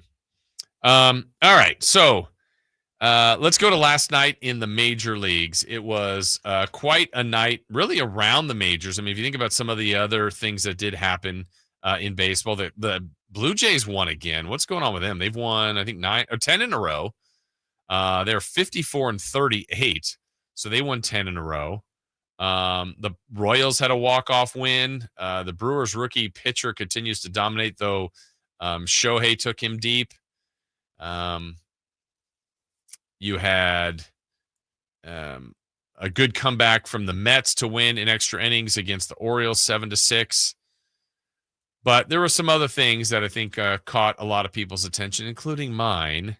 How about this in New York? 3-1, and the pitch to Judge. Swing on, hit to right field. That's him carry. Backing up Dylan Moore. He's at the wall. It's gone. All rise. Home run. Oh, my gosh. You're just lame. Oh, come on, Katie. You love Aaron Judge. We do have the A's dominating the Braves yesterday. We played you the Ken Korak call of the Inside the Park home run by Lawrence Butler to begin the game. I believe we have the Atlanta Braves version. Let's see how this sounds.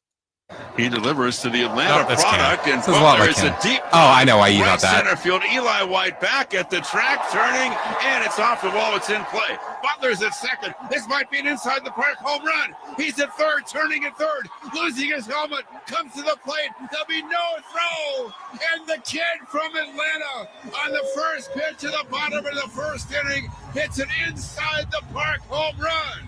Really cool moment. Jason, now why would you think that that was the Braves call? Because on our service it says Atlanta. It doesn't say Atlanta. It doesn't? Why? What does it say? It says ATL. Oh, yeah, you're right. Which obviously means the Athletics, not Atlanta. Well, then this ATL Nick Kurtz Grand Slam must be from the Athletics Broadcast Network. Pitch on the way, and Kurtz hits a drive to right, way back. Eli White at the track, right to the wall. He will watch it fly, and it's a grand slam. I want to say in our service, it's ATB for the Braves calls. Okay. You should know that. Because obviously ATL means athletics. Right. But the moment of the night, tonight, was certainly in San Francisco.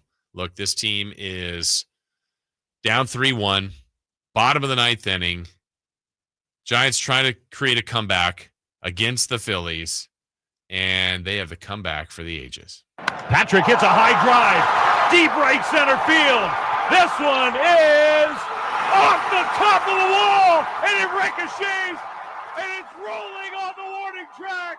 2 runs are in. Bailey coming around third. Patrick Bailey scores!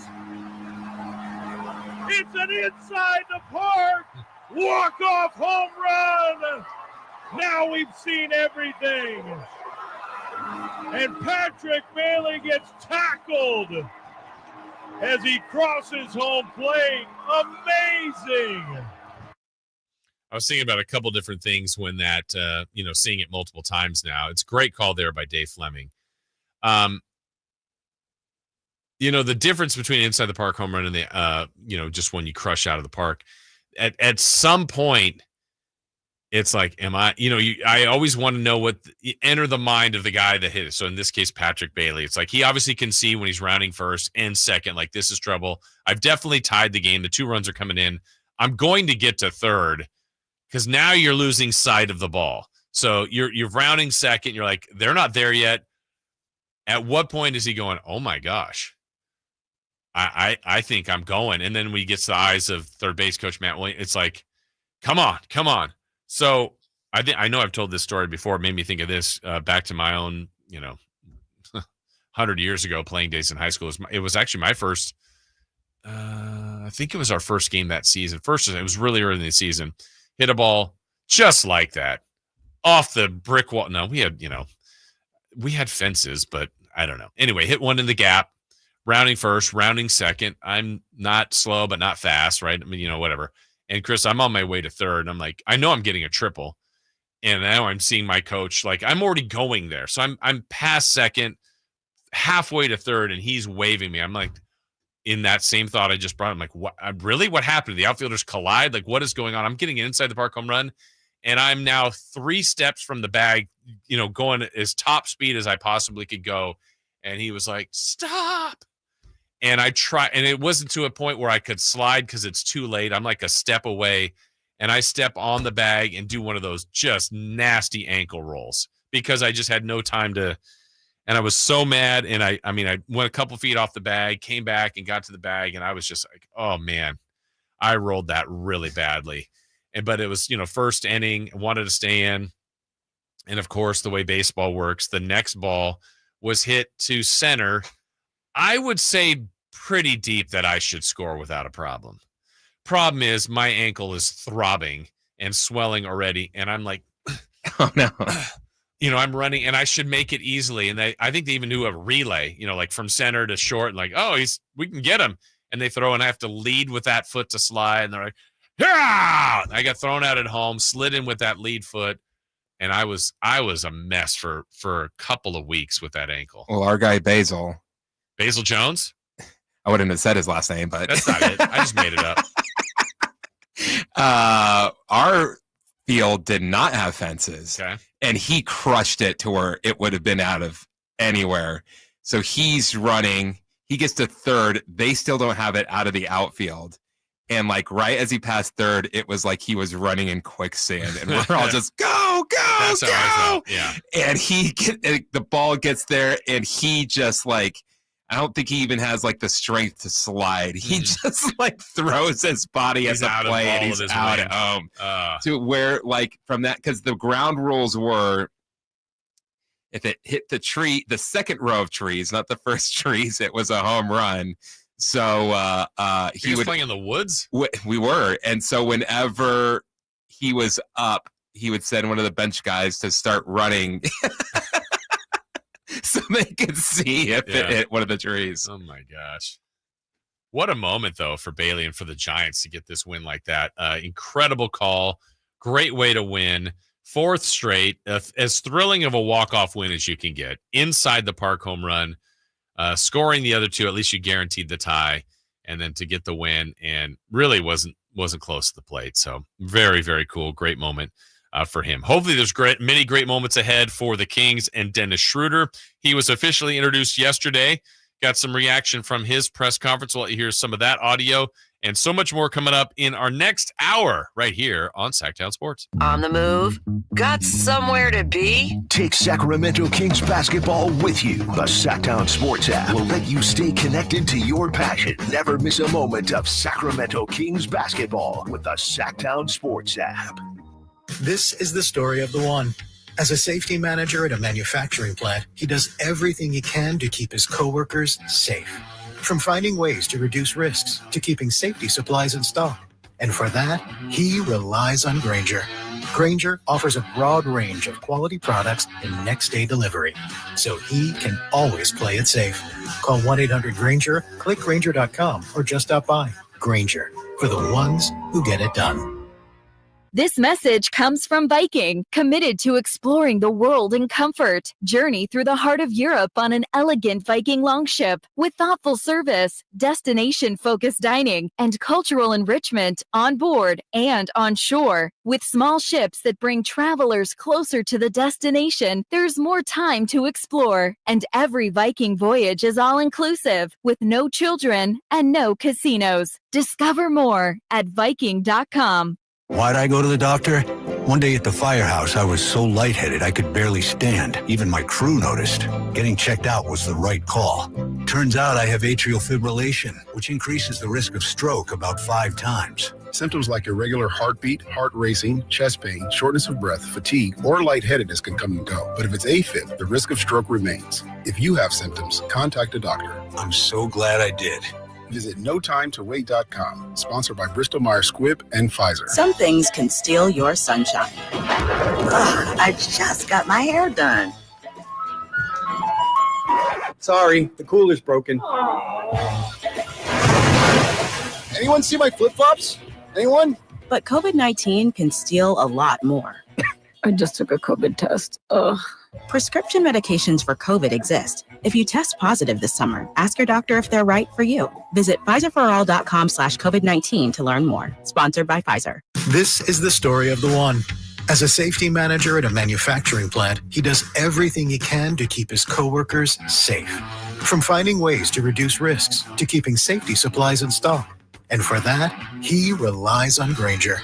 Grainger offers a broad range of quality products and next-day delivery, so he can always play it safe. Call 1-800-GRAINGER, click Grainger.com, or just stop by. Grainger, for the ones who get it done. Did you know about 1/3 of our lives is spent sleeping?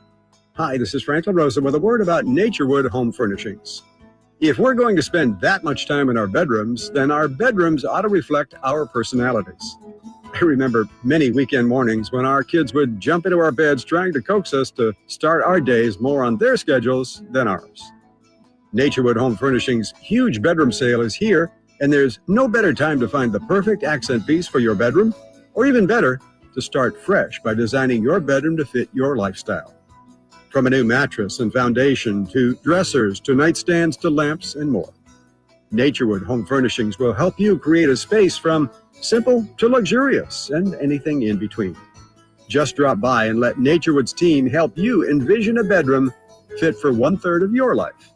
Visit Naturewood Home Furnishings right now for this remarkable bedroom sale. Off Highway 50 at Hazel, look for the water wheel. KHD1 Sacramento, KYMX HD3 Sacramento. From the Power Business Technology Toshiba Studios. Sacramento's official home of the 49ers. San Francisco. Sacktown Sports, 1140.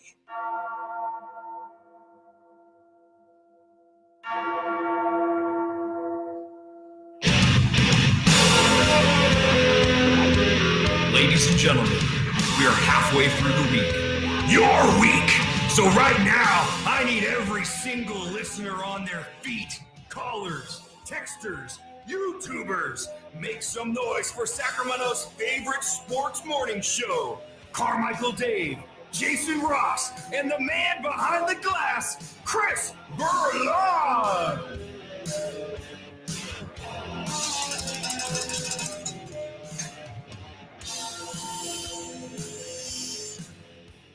Let's go. Thanks, Fresh. Halfway through the week, at least our week, your week. Some of you just getting started. Good morning to you. We appreciate it. Jason Ross, Christopher Ludd, Carmichael Dave on vacation. He'll be back with us in a couple of weeks. Though he is here on the YouTube chat, I did lose the over-under.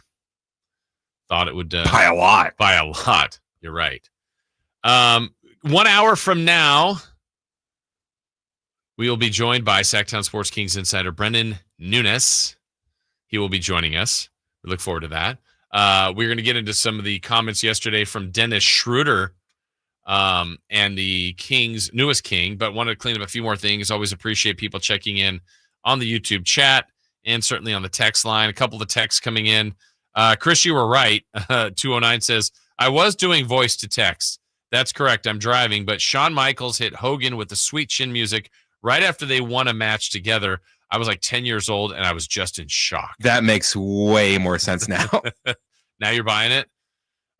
Here's another one. Let's see. This one's really cool. I was at the game May 5th, 1991, when Ricky Henderson stole his 939th base. Still have the stub and the pictures that my dad took.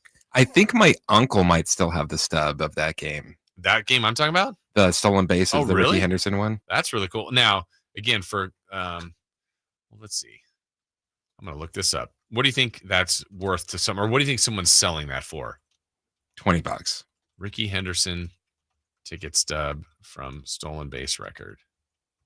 I don't know. I'm probably not even worried. Let's see if we can find it. Ricky Henderson vintage, blah, blah, blah. Okay, this is different. Ricky Henderson's vintage sports ticket stubs.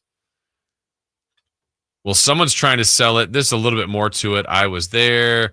Ticket stub, $339 or best offer.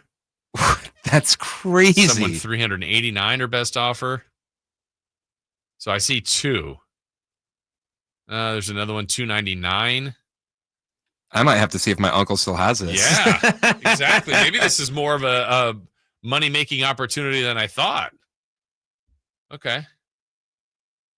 Huh. Interesting. All right. Well, we appreciate that. Again, you can continue to weigh in on the text line at 916-339-1140 or 1-800-920-1140 if you'd like to call in. We just played those amazing inside the park home run highlights. The Giants walk-off was just ridiculous, but the A's began the game that way. And the 209 also added this. One reason why I hate it when people trash going to A's games because John Fisher is because you go to the game not for the owner, but for moments like that. Like last night, you're never going to see. Moments like that are amazing to experience. Again, it's all different perspective. I've said that as someone now that goes to the A's games quite a bit. I'm really enjoying it. I like baseball. I think it's just a chill, relaxing atmosphere. I don't get to go to games that much as a fan. I just enjoy it. I just enjoy the experience, the company that you're with, the game itself, the food, the atmosphere. And I don't think of it as that way, that, yes, I am helping out John Fisher, I guess, in some way, but I've never thought of that way. And I think if you start to do things, my opinion, start to do things like that, you could probably go down that road for just about anything. And hey, if this restaurant owner once did this, well, I'm not going to support them. If this company once did this, I'm not going to support them. This actor did this, I'm not going to support them. People do what they want to do. For me, I do it my own way. That's how I feel. But it was my own entertainment. That's how I do it. But someone else said, I wish I still had my LeBron's first game stub. I've seen that a lot. People still tweet that out every once in a while. Oh, LeBron James's first game was in Sacramento? I'm not sure about that. Has anyone even asked him about that? I don't think so. So my uncle says that he has the certificate they gave everyone as they were leaving the game. And so I told him that there's this website selling ticket stubs. He's like, all right, let me see if I can find this ticket stub. Okay, so this must be, I don't know if you can see it from there, but it was like an I was there certificate.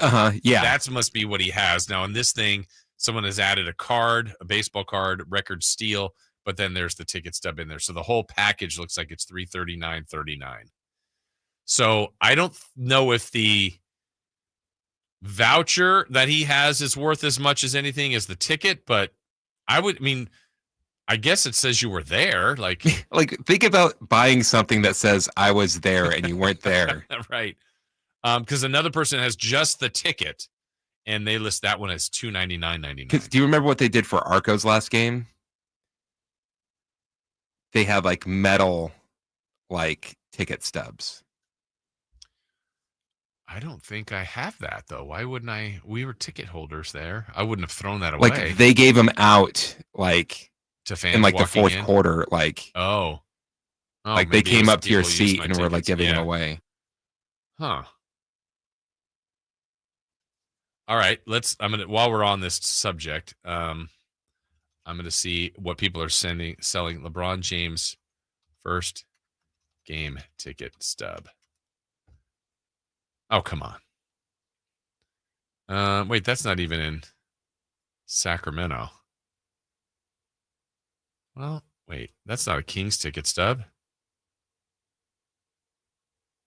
This one's listed at $675, but that's not a Kings game.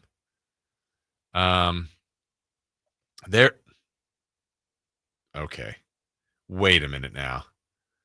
This one's been graded. They can grade them. Oh yeah. Okay, Chris.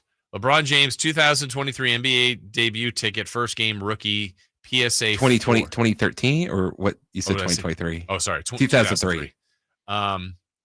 Just guess what this person is asking for. Where is the seat at? That's going to matter. I have seen that it has mattered. Okay. Section 111. So lower bowl, row W, upper a little bit, seat 2. And just for accuracy's sake, on this ticket stub, by the way, there's a toddler, like a baby, that's on the ticket. Remember, that's when Kings put Kings fans on there. And I can't quite read the name. Let me see if I can read the name, because this person, where are they today? Dylan Taylor Crow was the person featured. Hey, there's our old Sports 1140 logo on the back. News 10. The ticket price was $77.50. What do you think they are selling this ticket stub for on eBay right now? I'll say $500. $500. Okay. A little bit more. $3,999.99. Wow. Yes, Chris, it was a metal ticket with a picture of the arena. Still have mine. Okay. So I might have mine, and I might have my No Way Out ticket in the same box. We're getting texts. Yes, LeBron's first game was in Sac. He dropped like 25 and 5. Really? Another one. Yes, LeBron's first game was against the Kings. It was I was an extra for a Nike commercial at the Arco Arena before the season to mimic his first game. So it was here. First time Doug Christie ever cursed at me was because of that game. Why?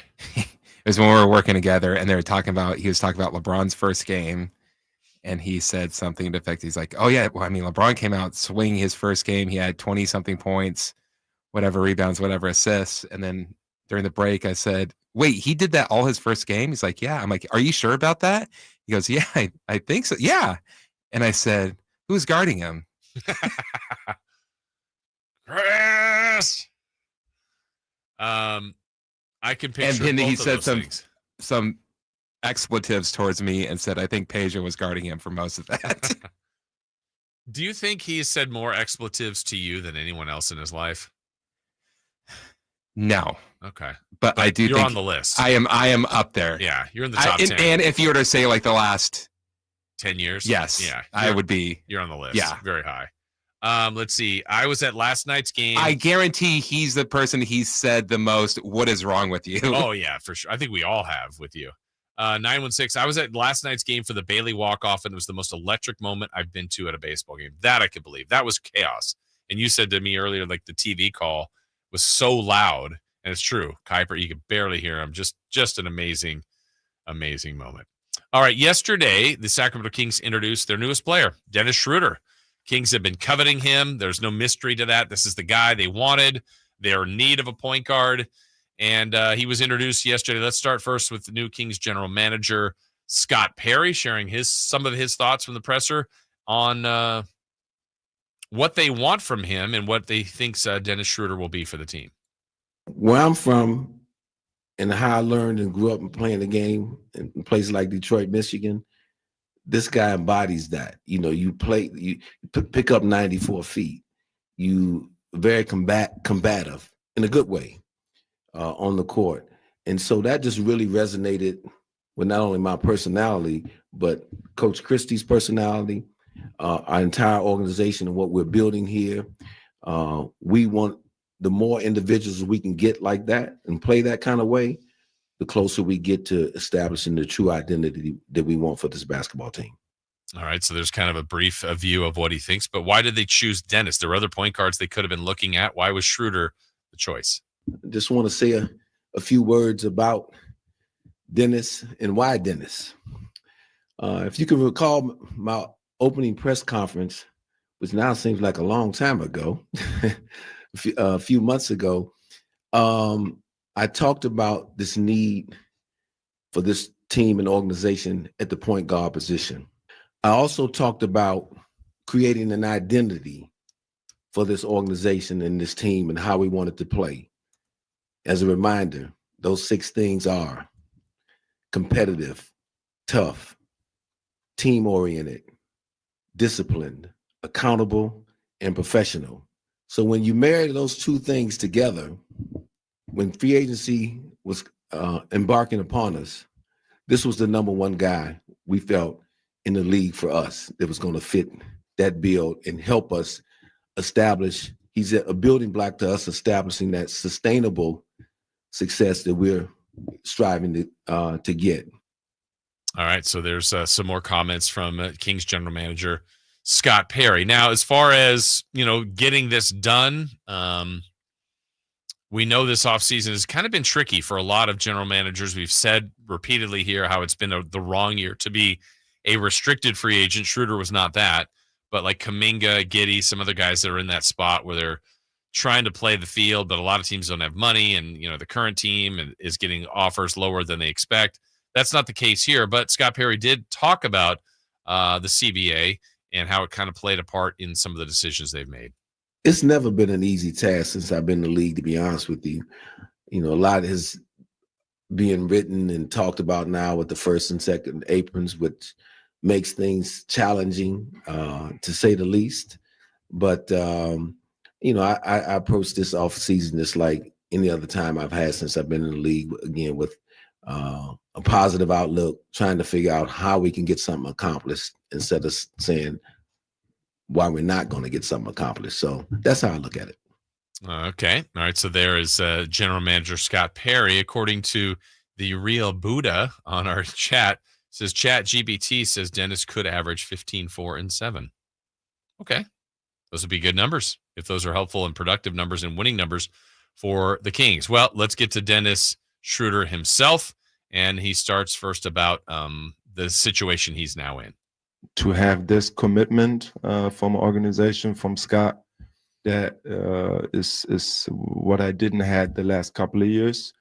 And like I always say, I'm a make sure we pay him for that. And in all those little things I bring every single day. But it's a big opportunity for me, for the organization, for the team to be great. And I'm gonna give everything I have to be great this season. Well, we all look at kind of his track record, and his most recent one was last year. A unique season for Dennis Schruder, was put in one spot in Brooklyn where he was really thriving, then sent to the Warriors where it just didn't quite work out for whatever reason, then finished the year in Detroit and was a key part of their bench rotation. And he talked about that yesterday, and the fact that he kind of experienced 3 seasons in one, played 3 different roles last year. Last season was 3 teams. And I, get to meet Steph Curry, Draymond Green, then go to Detroit, Kate Cunningham, all those guys. And before that, starting the season to go to Brooklyn. And it was different roles, so I had to adapt to it, but I always take the positives out of that. And Schruder would then add more about his game, what he thinks he can contribute. And he mentioned it kind of earlier about it's not always the stuff that jumps out, but sometimes it's the little things. If you watch me play the last couple of years, I always do the little things. Defensively, 94 feet, picking up, making sure we play with energy on the defensive end, and on the offensive end, making sure you put your teammates in position, pushing the ball, pushing the pace.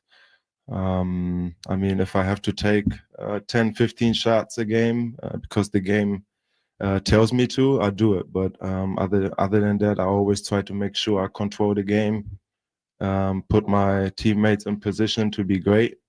And the most important to win games. Like that perspective. Again, I said this from the top. The last couple of press conferences that I attended, I didn't attend yesterday, but watched yesterday's. You don't win on the floor from the press conference, but I thought Schruder is saying the right things. I thought we saw that with Maxime Reynaud. I thought we saw that with Nick Clifford. In the end, it's not connected necessarily to winning on the floor, but you like what the message that they're saying. And it's easier to say all these things now, but I'll say that I just want to get that out. I think we're hearing people that you want to root for, and you have some expectations for, and they have that as well. And Dennis Schruder kind of talked about how it's been nice to be here. He's received a lot of love and wants to reciprocate that. To have a GM and organization prioritize me as their point guard means the world to me. So I want to give it back, of course, when I get back here every single day, every single practice, games, to leave it all on the floor and give everything for this organization. Someone on the chat, here we go. Dennis Schruder's in a place that wants him. Will that affect his performance on the floor, not just going through the motions? Yeah, honestly, everybody wants that feeling. I know in my years of experience now doing this, I remember kind of going through people getting traded very early on when I started in this business. It was like, man, you could feel the impact of that, how it hurt them. And the transition people make from when they're traded of this team didn't want me to wait, the other team does want me. It's interesting to see that transition. And Schroeder's been around long enough. And look, he's been on so many different teams. Here he is as a free agent, his opportunity to pick where he wants to go. But he had a team seeking him, wanting him. There was no mystery in this. So I think that's where he is feeling. And maybe that can give him the best possibility to at least give good results for his own game and for the Kings. Now, it all needs to blend together. The roster makeup is important. Schroder did talk about that and share his thoughts on what he thought about this current Kings roster. I mean, I know Zach Levine a little bit, you know, Debo as well. A couple of my new teammates, they with Mark Bartelstein, our agent. Yeah, I'm looking forward to meeting everyone. But I think we can be great. We got a lot of talent in this room. I think we just gotta, you know, build the chemistry all together and prioritize winning, making sure that every single game counts, and we want to go out there and make sure we beat everybody's ass. And that's what we're going to do. And I think, you know, the makeup of teams, it really is an interesting dynamic of why sometimes it just works better.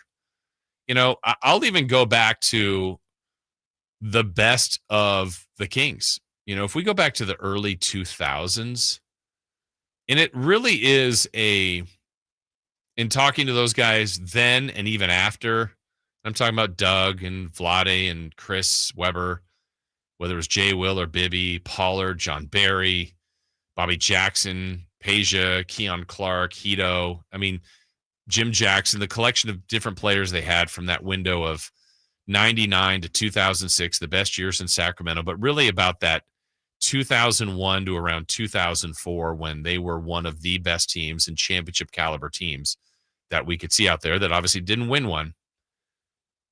But if you really looked at that group, and it's easy to say now that it worked, but why?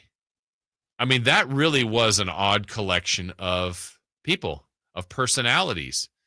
And, you know, Vlade had been in this league and somewhat successful, right? He was successful, but he's coming over here as a new addition to this organization. Jay Will at the time, brand new college kid, kind of a mystery, a little bit of a intrigue behind him. Chris Webber is now on stop 3 and, you know, has had his troubles. Peja had been overseas for a couple of years, still very young. You know, Bobby had bounced around. Doug had bounced around. Scott Pollard, you know, he's claimed to be a misfit. Like, why Hito? Like, how did that all work? But it did. So putting together a team, you obviously lean towards talent. Everybody wants as much talent as possible.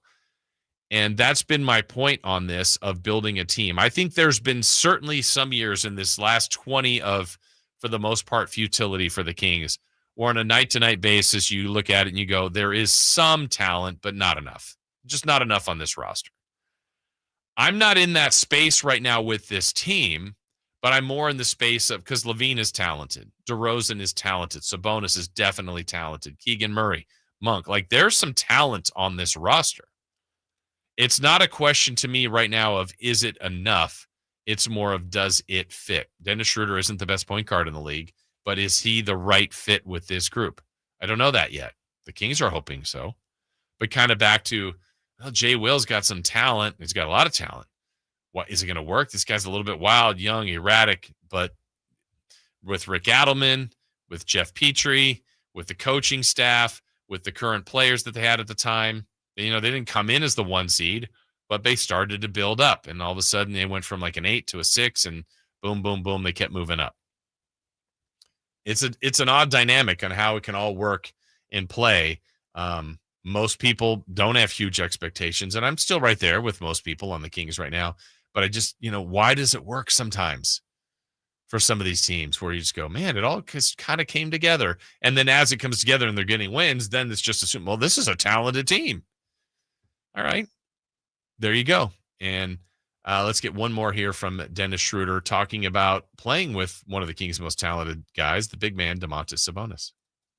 No, I mean, he's unique, how he pushes the pace when he gets the rebound, gluing everybody together, hitting people, backdoor cuts, you know, and great passes, really physical big who set screens, great in the pocket, can shoot it, you know, I mean, he's unique.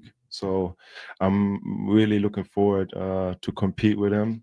We had a couple of battles in Europe as well. So now he's on my side. We're on the same side. So really looking forward to compete with him. Yeah, and also I'm anxious to see some of the structural changes to this team. Dennis Schruder said it. Scott Perry said it about something that seems just as innocuous as, just like, maybe it's a throwaway. It's not, but him picking up full court. There's a stress that you could put on a team. I know Doug is a fan of that. And maybe that causes one mistake a game. All right, well, that's one more than you were creating. Maybe someone in the backcourt does something, or someone's not really reading an inbound pass, and because you're pressuring backcourt, you get a steal or creates one extra possession for you.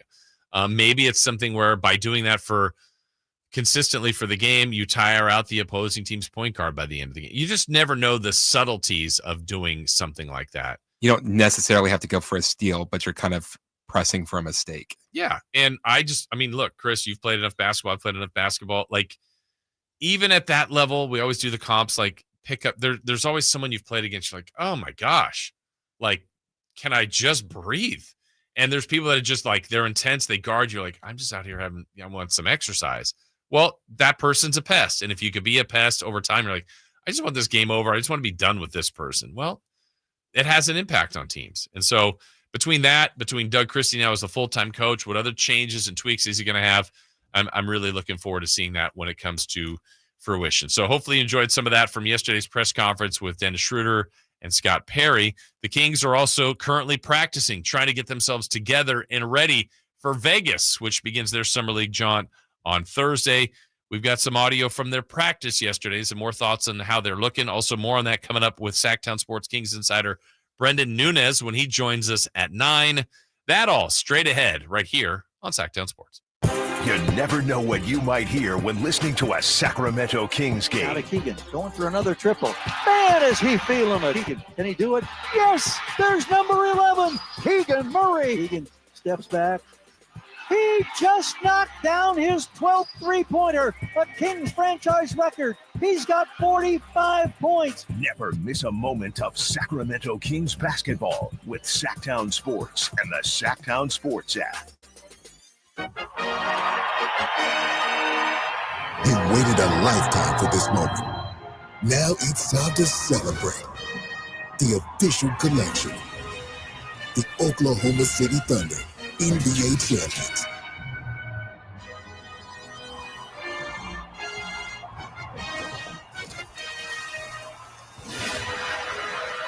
Available now at NBA Store. A Fanatics experience.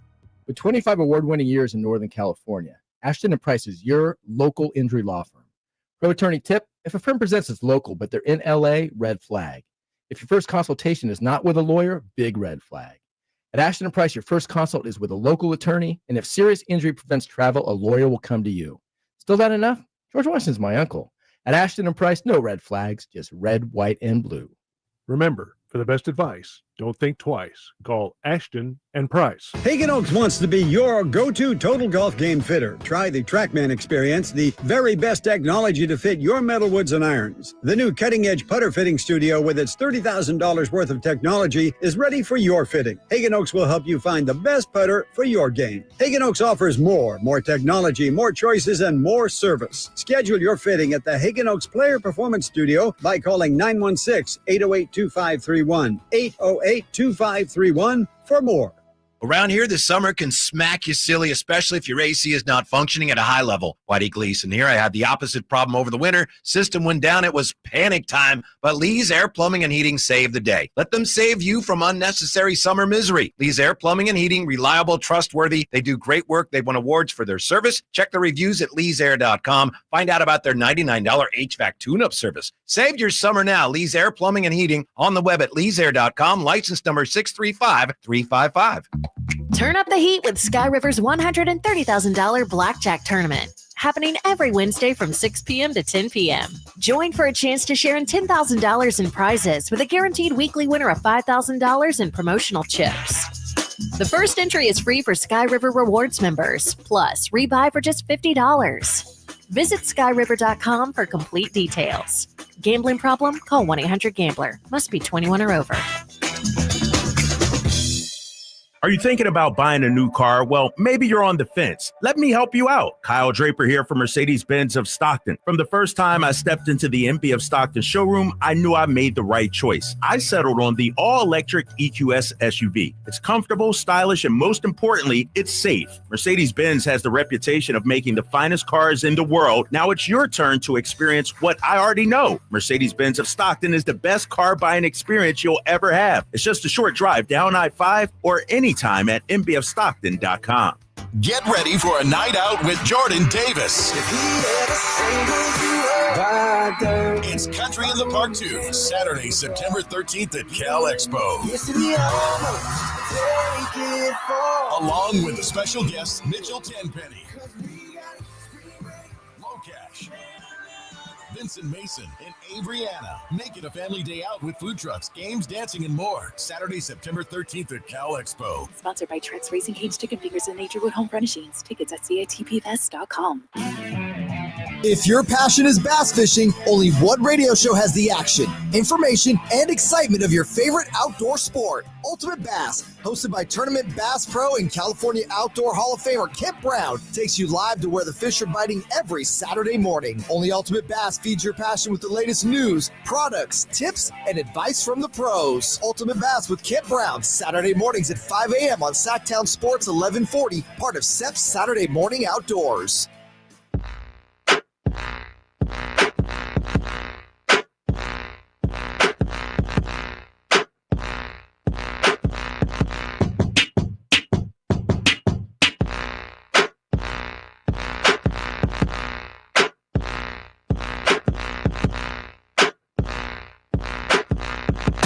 Carmichael Dave. He has very good sources, and he just kind of tells it as it is and gets to the point. Jason Ross. He has a lot of pretty smart things to say. He's good at what he does. On Sacktown Sports.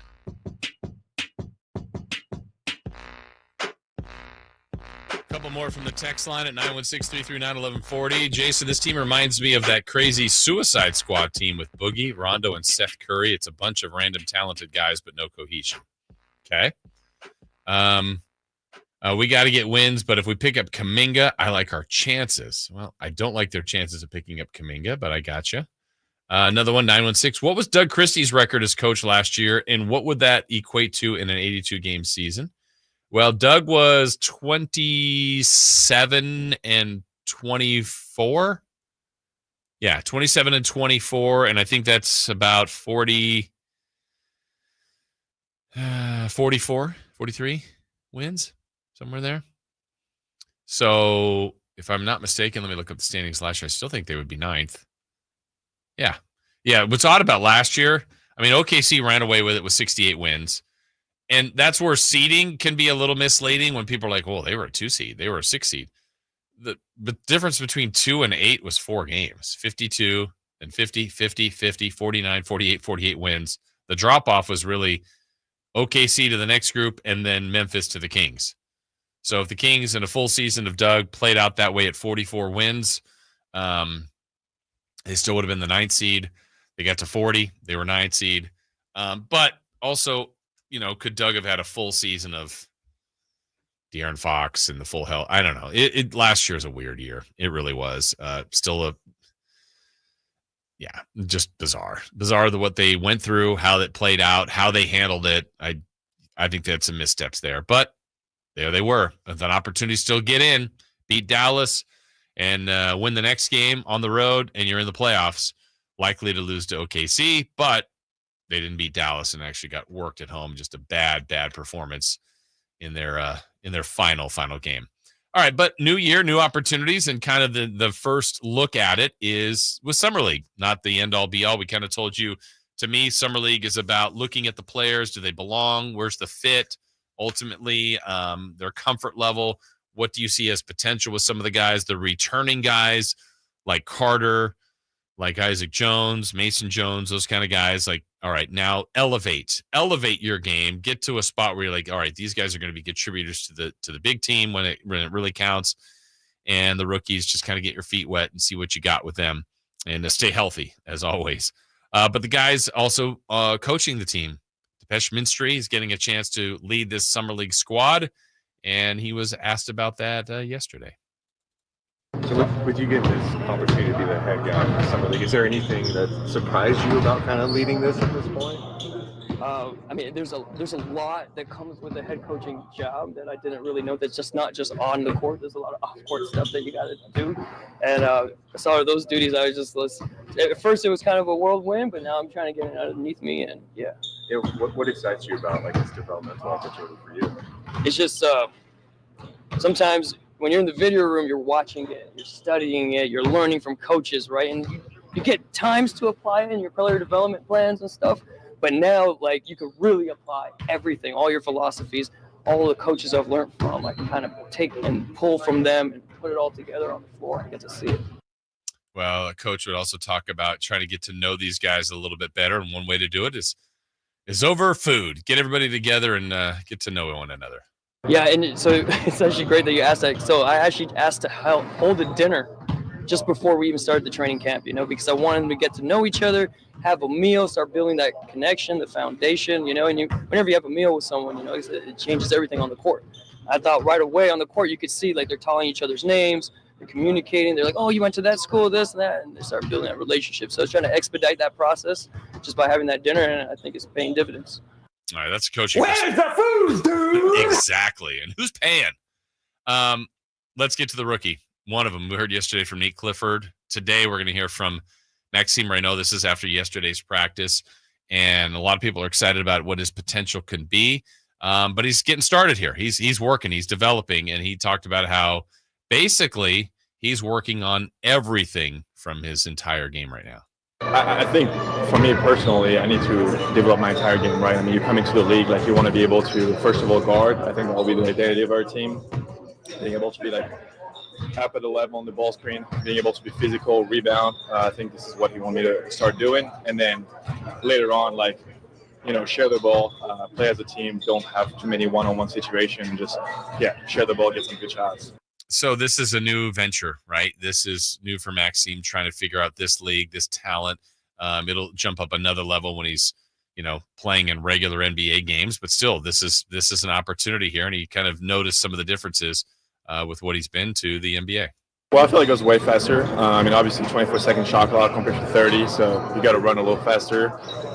Everybody can shoot, everybody can put the ball on the floor, so you have to respect every single play on the court, play with more intensity, and then at the end of the day, they're all professional, right? So learning to take care of your body, learning to get your extra shots up, all that.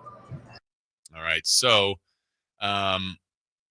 but there's constant work, there's constant development. We told you we had the coach on from Stanford, and coach basically said, look, I was a guy that told him not to block shots because I needed him out on the floor. He was too valuable to our team. He led the nation and the ACC in double-doubles, so I can't have him on the bench in foul trouble. So he didn't go after a lot of shots based on my request. So Maxime talks about how he's working at that and rim protection. We just started working on it for 3.5 years. I've been told to, stay on the ground, don't foul. And then the last 10 games, I started working with someone named James Reed, who was doing video analysis with us. So I love to learn with watching film, and he would just show me where I was positioned, timing, what the best in the NBA do. And I just started to pick it up. I talked to my coach. He was like, look, as long as you rebound the ball afterwards, I'm fine with you blocking a shot. And I went from, I think, 1 block shot a game to 3 at the end of the season. So, just like anything, just start working on it and naturally you improve. Yeah. Yep, that's it. Work.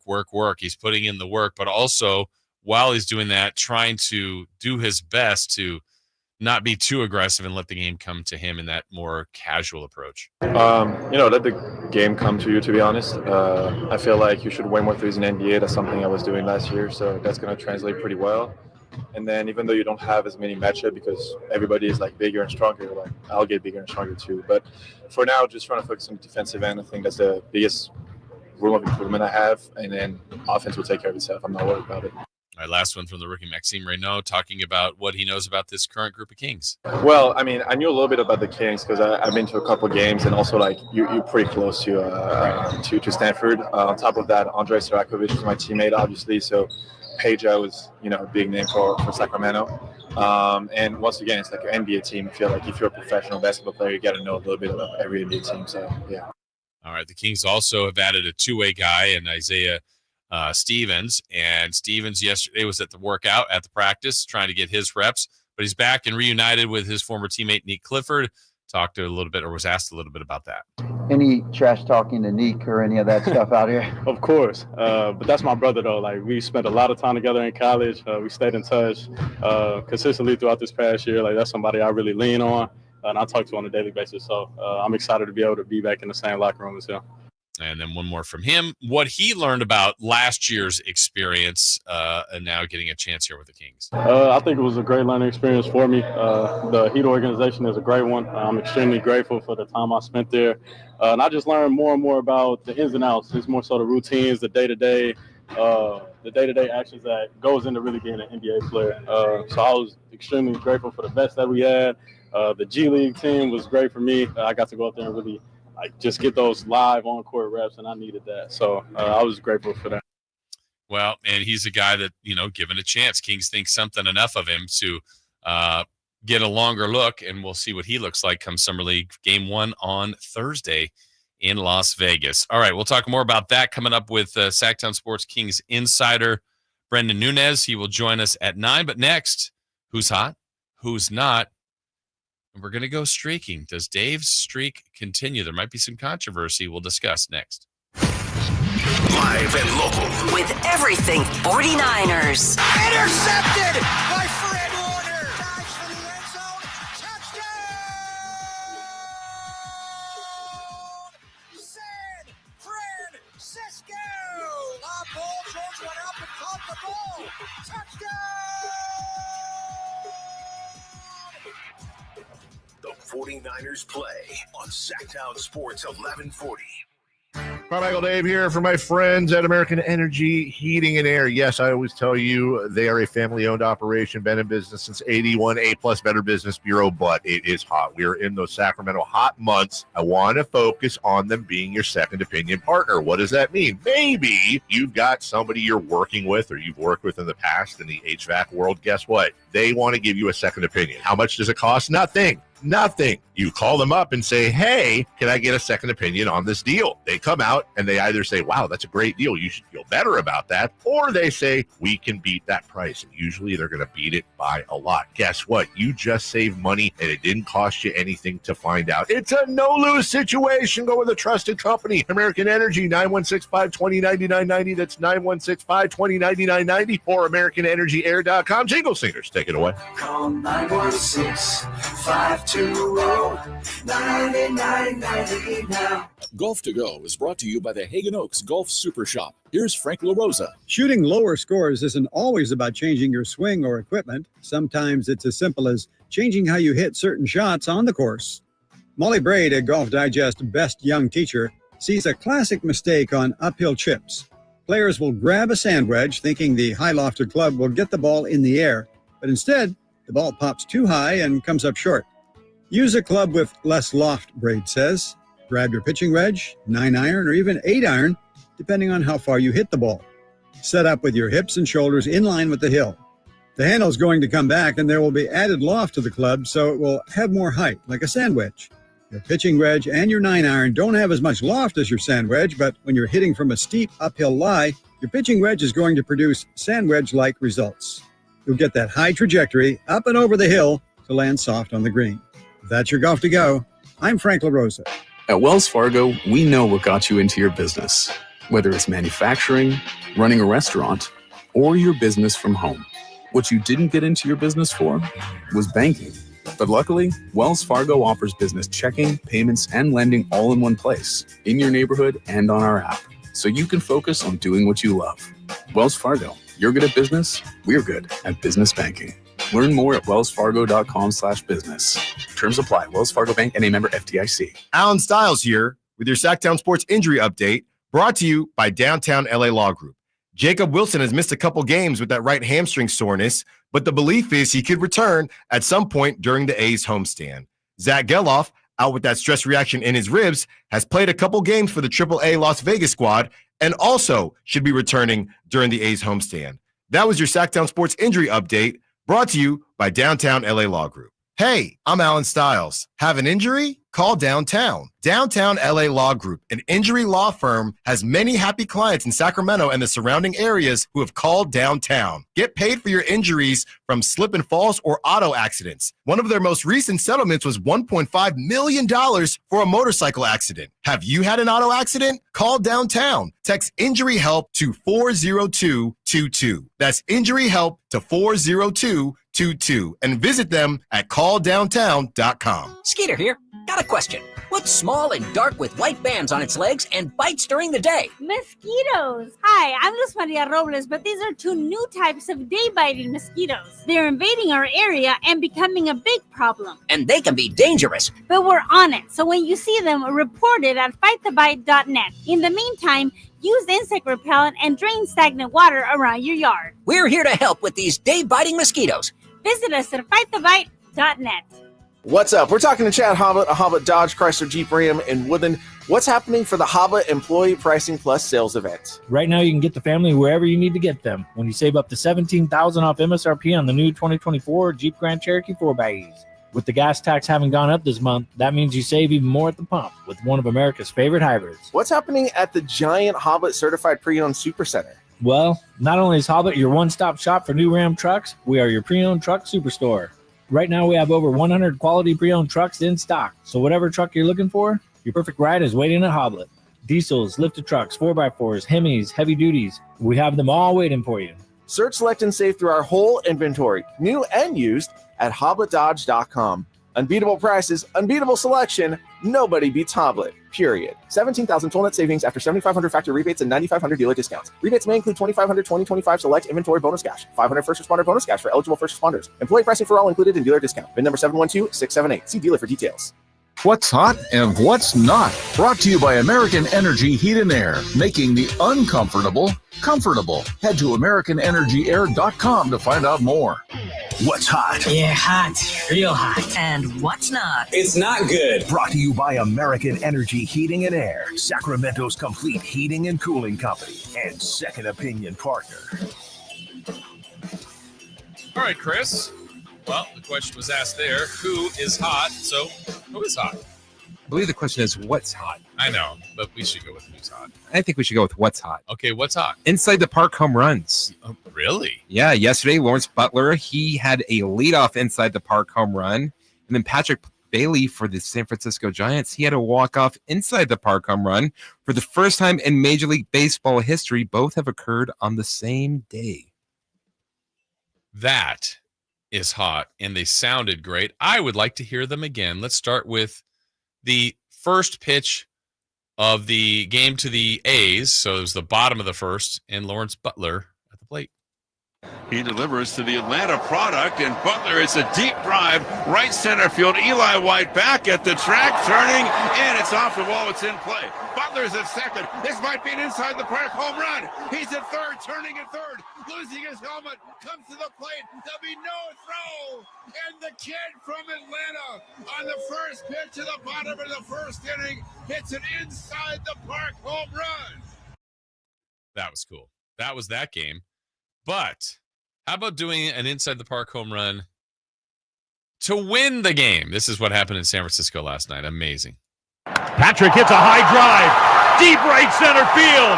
This one is off the top of the wall, and it ricochets, and it's rolling on the warning track. 2 runs are in. Bailey coming around third. Patrick Bailey scores! It's an inside the park walk-off home run. Now we've seen everything. And Patrick Bailey gets tackled as he crosses home plate. Amazing. That's awesome. What a great call, too. What a great moment. Incredible play, and just an incredible way to win it. So, yes, walk-off home runs, that is what's hot. So what's not? No, inside the park home runs are what's hot. Well, inside the park walk-off. Yeah, I guess it was. You're right. One of them was not a walk-off. Inside the park home runs. What is not hot? The Atlanta Braves. Okay. They lost 10-1 to the A's yesterday. That's their 5th loss in a row. They've only won 2 out of their last 10 games. Woof. when we were talking earlier about where the Giants are, Padres, Mets, Phillies, Dodgers, I'm like, yeah, people I think are sleeping on the Braves. I still think this team could be really good. This was while Acuna was out. He's now back. But I don't know. It's just not going to be their year, it looks like, at this point. They are struggling. So that is who's hot and who is not. You have any more to add? Or is that enough? That's enough. That's enough. All right. Our work is done here. Let's do it. Let's go streaking. It's time to go streaking. We're going streaking! Yeah! Who is the Nostradamus of MLB? Who can keep the streak going? It's time to go streaking. What the hell are you doing? We're streaking. We're streaking. That's right. We're streaking. As a show, we are. I'm at 2. Yes. Chris is at 3. And sure, Dave's at 10. See if he can extend and get closer and closer to the show record. All right, well, let's start with the bottom feeders. Me, this guy at 2. I got there with show guest last week, Max Muncy, and Shohei Ohtani. But yesterday, I took Corbin Carroll of the Arizona Diamondbacks. And this was the day the Diamondbacks decided to get just 3 hits. My guy Corbin Carroll got up 3 times, but he got one of the hits. Yeah. Shake your head, Chris. Don't be in disgust. Got a hit. Let's go. You can be proud of that. Okay. Yeah. So I'm now at 3, which has matched Chris for the moment. But Chris is trying to get to 4. He has taken Rafael Devers. He has taken Jackson Holiday and Ellie De La Cruz. Yesterday, you took the big dumper. The dumper. Cal Raleigh playing in New York against the Yankees. Looks like you got a big thump in your pants. Cal Raleigh. He homered. I called that homer too. You did. 1 for 3 with a home run, 2 RBI. You're at 4. Congrats. So you're at I'm at 3. Chris is at 4. But all eyes are on Dave. 10. Very impressive 10. He had Betts, Raleigh, Devers, Goodman, Hernandez, Max Muncy, the other one for the Dodgers, Bobby Witt Jr., Shohei Ohtani, Goldschmidt, Freddie Freeman, and yesterday he took Jacob Wilson. And why I said this is some controversy, I debated with you or asked you. He got up yesterday. He got hit in the hand in his first plate appearance. There's nothing. It's a 0-0-0-0. Oh, you suck. Wait. Oh, no. He's alive? Yeah. But no, he doesn't have an at bat. No at bats. Doesn't extend the streak, but doesn't lose the streak. Is that what we're going with? Doesn't lose the streak. Whoa, wait. Okay. Streak Machine 3000. What do you think of Dave? Oh, you suck. Okay, he just thinks that he sucks, but streak still is. Okay. You asked the streak machine. So yeah. It's official. 3000. So we are leaving him at 10. Dave has submitted his pick for today. He did first say, he goes, I'll keep Wilson. I said, well, he's day to day. I don't know if he's going to play. He might, but he might not. So I think he's just trying to pause. He's just going to keep picking an injured player until just keep it at 10 until he comes back. But then he did submit Juan Soto. So Juan Soto will be his pick. I'm going to take from the Chicago Cubs, Kyle Tucker. I'll take Aaron Judge. Ooh. The MVP? Okay. Who would be the MVP? He is. He's the reigning MVP. I think you might have to wait for what's hot tomorrow to find out who the AL MVP is going to be. Mm-hmm. You have what's hot in advance? I do. What if it changes today? Can't or won't? Won't. Okay. Can't stop, won't stop. There you go. There is our look at who is hot, who is not, and streaking. We'll see if we can continue this as a show. Just keep on keeping on. A few more things to reset. If you missed it earlier in the show, this was very early on with some breaking news early on. New payday, big time payday for Chet Holmgren of the Oklahoma City Thunder. Gas grab. According to Shams from earlier today, when we gave you that breaking news, the Thunder and Chet Holmgren have agreed to a fully guaranteed 5-year max rookie contract extension that could reach as high as $250 million. So the number 1, 2, and 3 pick have all been extended. The next one available is Keegan Murray. Still waiting on his extension. What kind of price point does he fit in? Will it happen? Will the Kings wait? This is all something to be decided on about by Scott Perry and the Kings front office. So that was some of the news from today. We're going to get into more of the NBA coming up here in just moments when Brendan Nunes joins us. We were hoping to be in studio, but I think he's going to be on StreamYard with us. He'll be making his way to Las Vegas, and so will a bunch of people. Everybody's going. I mean, Chris, isn't everybody going? No. Oh, Chris isn't going. No, I'll be down there. I think Brendan, Frankie, Chris Watkins, Draper, Allen. My goodness. Maybe that's where Dave is. Maybe Dave's in Vegas. I know Dave wouldn't be in Vegas. He doesn't like Vegas. Chris is used to like Vegas, doesn't like Vegas as much. I still like Vegas. But again. No, I think I would like Vegas. I just can't afford Vegas. Well, that's the sad reality. The other part about Vegas, we were talking about playing blackjack together, Chris. That part makes me sad. I have said this before. I like to play the game. I like to play slots. I like to play blackjack. If there was a way to play for free, I know it'll never happen. I guess you can on your phone. I like those I like that. I like to play the games. Obviously, if I was playing for free, I wouldn't lose money, nor would I win money. I wouldn't expect to, but I just enjoy playing the games. But now when you go to Vegas, oh man, I just thought about it. I'm going to be there on the weekend too. I'm sure it's going to be, I don't know, are the table limits like in some of the places like $20 and $25? It's just crazy. Just like, where are the dollar tables? Those are long gone. That's a thing of the past. Maybe Old Vegas. Is Old Vegas that way still? I know sometimes like the people that live in Vegas still go to like Fremont Street, I guess. I want to say the Plaza has lower tables. Okay. But I think also Vegas, known as Biff's in Back to the Future Part 2, which was the first movie I ever remember going to. Fremont Street, they redid it though. It's a lot better, but it's still, I think, it's not the same as the Strip, and that's why, to me, if I ever try to get up to Vegas, I sometimes I go off Strip just because it's just the Strip is just crazy now. I mean, it absolutely is. But it'll be a fun experience to be down there. Brendan will be there. We get a chance to talk to him. He joins us when we come back. Also, what's on deck and crosstalk, celebrity birthdays, all that in our final hour of this Wednesday show. That is coming your way next here on Sacktown Sports. You never know what you might hear when listening to a Sacramento Kings game. Out of Keegan, going for another triple. Man, is he feeling it. Keegan, can he do it? Yes, there's number 11, Keegan Murray. Keegan steps back.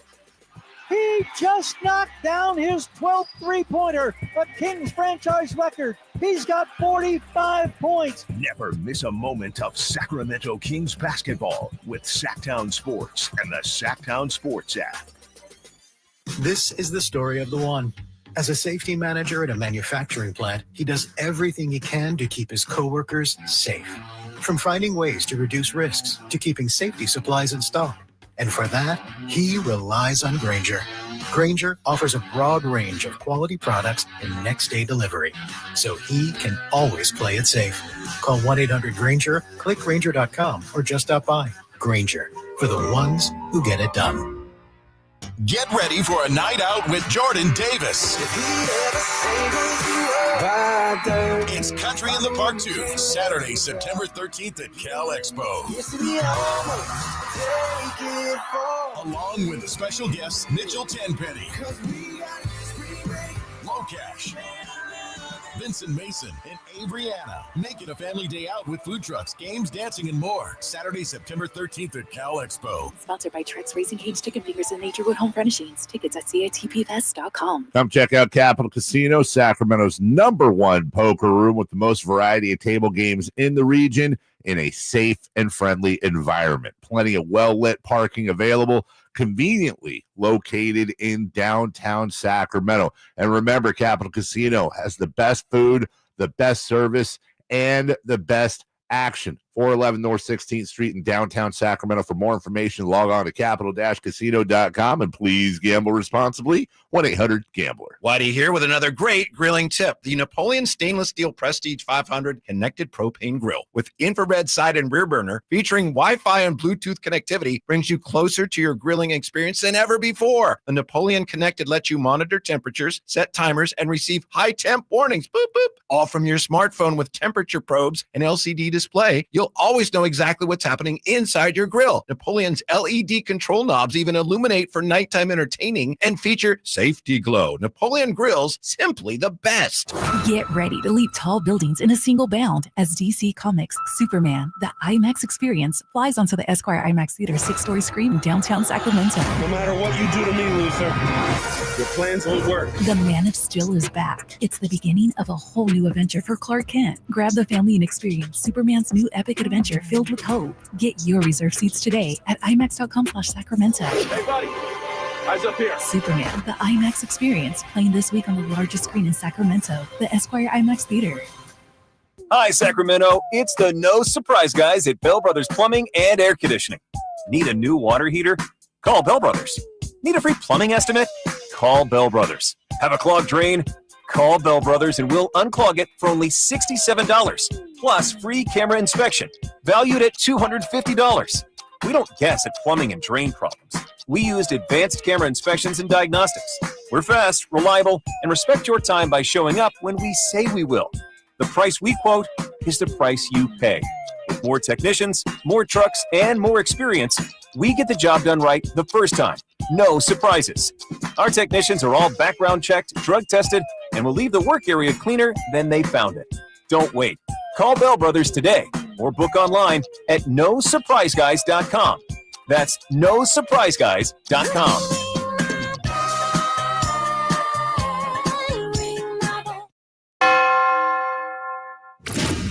KHD1 Sacramento, KYMX HD3 Sacramento. From the Power Business Technology Toshiba Studios. Sacktown Sports 1140. The Carmichael Dave Show. He's on the microphone when he's not on the microphone. He's playing a song, and when he's not playing a song, he's on the microphone, and then boom. With Jason Ross. No, he didn't.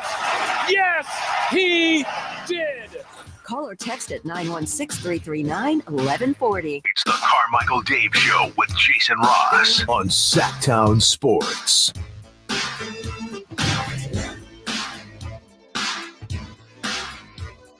Yep. Here we go. Final hour of this Wednesday show, closing in on Kings basketball tomorrow. Summer League, day one, gets going from Las Vegas. Kings will be in action. And Brendan Nunes is going to be out there, and he joins us here right now, our Sacktown Sports Kings insider. Good morning, Brendan. How are you? Morning. I'm doing well, fellas. I'm glad I got my own little sound bite now. Works out well with Shannon over there. Yeah, I feel honored. I'm doing well. How about you guys? We're great. That's here forever. I mean, Chris was so excited when he had that, and you've been waiting for that. You wanted to play that a lot earlier, didn't you, Chris? I mean, in other times. I had to wait a long time for Nunes to score a goal. Yeah. I think you texted me right after. It was like, who's the better Nunes between the two? And I think I voted for Amanda, actually. Well, you just wrote a piece on our Sacktown Sports website, sacktownsports.com, about the early Summer League practice takeaways. You've been out at a couple of those and had a chance to talk to the guys. I mean, Summer League, you got to take it for what it's worth, but would love your early thoughts, Brendan, on kind of what you're seeing and what you're expecting from these guys. Yeah, I think what I'll start with, the context of Summer League, like you mentioned, is important. I tend to think that doing poorly in Summer League probably tells you more things than if somebody does well in Summer League, and neither is a black and white sentence in either direction. But I think like a guy like Devin Carter, Mason Jones, these guys should dominate Summer League. And that doesn't mean that if they do, it means nothing or anything like that. It's a good growth opportunity. I think specifically Devin Carter, he didn't get to play in Summer League last year. He also missed a lot of games throughout the regular season. So I think this is a good opportunity for him, working on point guard reps a little bit. I think similar tone to what you heard when it comes to that last year, but obviously getting to see the rookies a little bit here. And I'm always curious, it's Summer League for everybody. I'm curious to see how Depeche Mystery does in the head job as well. A guy that, from my understanding, Doug has been pretty close with for a little while now. So Summer League for everybody. Exciting stuff. Little things like Isaiah Crawford looked a little bit bigger to me, but it's the time of year where you have to gauge, like, am I crazy or is he a little bit bigger? Well, and you've had Summer League experiences. You've been out to Vegas a couple times, and to me, it's really enjoyable. I think it's a really fun time out there. It's a different vibe than the regular season, but it is about putting in work and getting better. And, I know the whole league has been saying this phrase, Brendan, for a while about positionless basketball, but I feel like with Devin Carter specifically, they're trying to see if he can be a point guard for a guy that's kind of been more of a combo guard. How do you think he will do in kind of giving a lot of reps at that one spot here? Yeah, it's an interesting scenario to me. To be honest, I personally don't think that Devin Carter is a point guard. And, well, he would tell you as much. He said that I've never played point guard in my life, was a quote from him on Monday. And this, I'm assuming he meant prior to coming to Sacramento. Not that he did it a crazy amount last year, but I think they were trying to develop that. I always thought the path felt similar to Keon Ellis, just when it comes to that level, that development idea, rather than obviously their different journeys on who was or was not drafted in Keon's case. But like the handle needs to get there a little bit better. I think for Devin, he specifically mentioned making reads, and that's doing it from the ball handler's perspective. You have to know where everybody's on the floor, ridiculous amount of film that comes with that, and orchestrating everything. But Coach Dip said that he felt like Devin's communication was great. I think we're going to get a lot of keywords throughout Summer League here, because there's only so much practice time. So it's, hey, we want to play hard. We want everybody communicating. And, I feel like I'm playing back in middle school, and we want everyone to have fun. So it's hard to take so much, I would say, but good expansion opportunities for guys like Devin for sure. Yeah, and it's interesting just the way their current roster is constructed. I know yesterday was a press conference for Dennis Schruder, who will be the point guard, right? That was a need. I mean, they just really didn't have what you would call a true point guard. But between Malik, between Keon, between Carter, they've all played it. But it's amazing that they have that many guards that are kind of more combo than point on this roster. They definitely do. It's been I guess, talent of the team, it feels like, for a little bit. Even when they had a lot of guards, it typically wasn't a lot of point guards, I guess you would say. Devin Carter, Nate Clifford probably falls into this a little bit too now. And even though maybe a little bit more of a 3 there, but I think the idea is obviously Dennis Schroder is supposed to be the starting point guard here. Scott Perry comes out, says, hey, that was my number one guy. I know some Kings fans didn't love that. I think you have to keep context in mind. Beginning of that, he's saying, hey, we needed a point guard. We want somebody to help set an identity. And the more I watch Schroder, the more I'm intrigued by what's there. I think kind of just somebody that can orchestrate everything, calm it all down. Having played on 10 different teams, this going to be team 10, I think means that you're pretty malleable for the most part.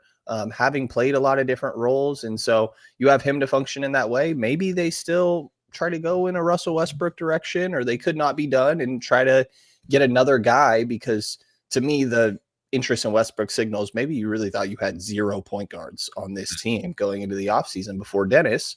But luckily you do also still have Domantas Sabonis on this team, who I think helps ease the burden when you have guys like Keon or Malik playing that one temporarily.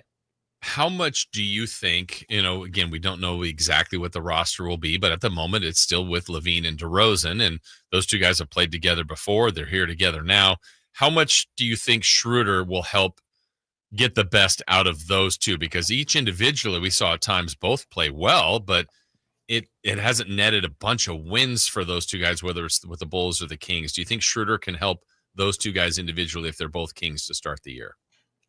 Yeah, I think that it still will take those guys obviously working to optimize themselves as well. And I don't think that the partnership between Zach and DeMar individually is the greatest thing, but I do think Dennis helps bridge that gap a little bit.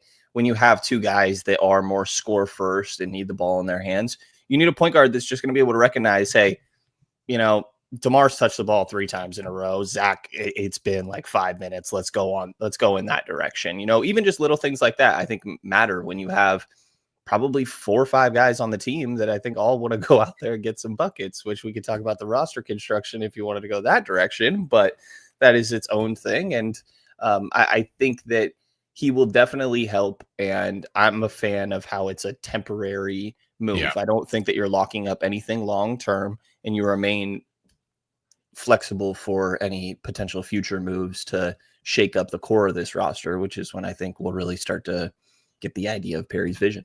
Yeah, we're talking with Brendan Nunes, Sacktown Sports Kings insider. We will get more into this current team in a moment, but kind of sticking with Summer League in Vegas for a few moments here too, Brendan, about you mentioned Nate Clifford.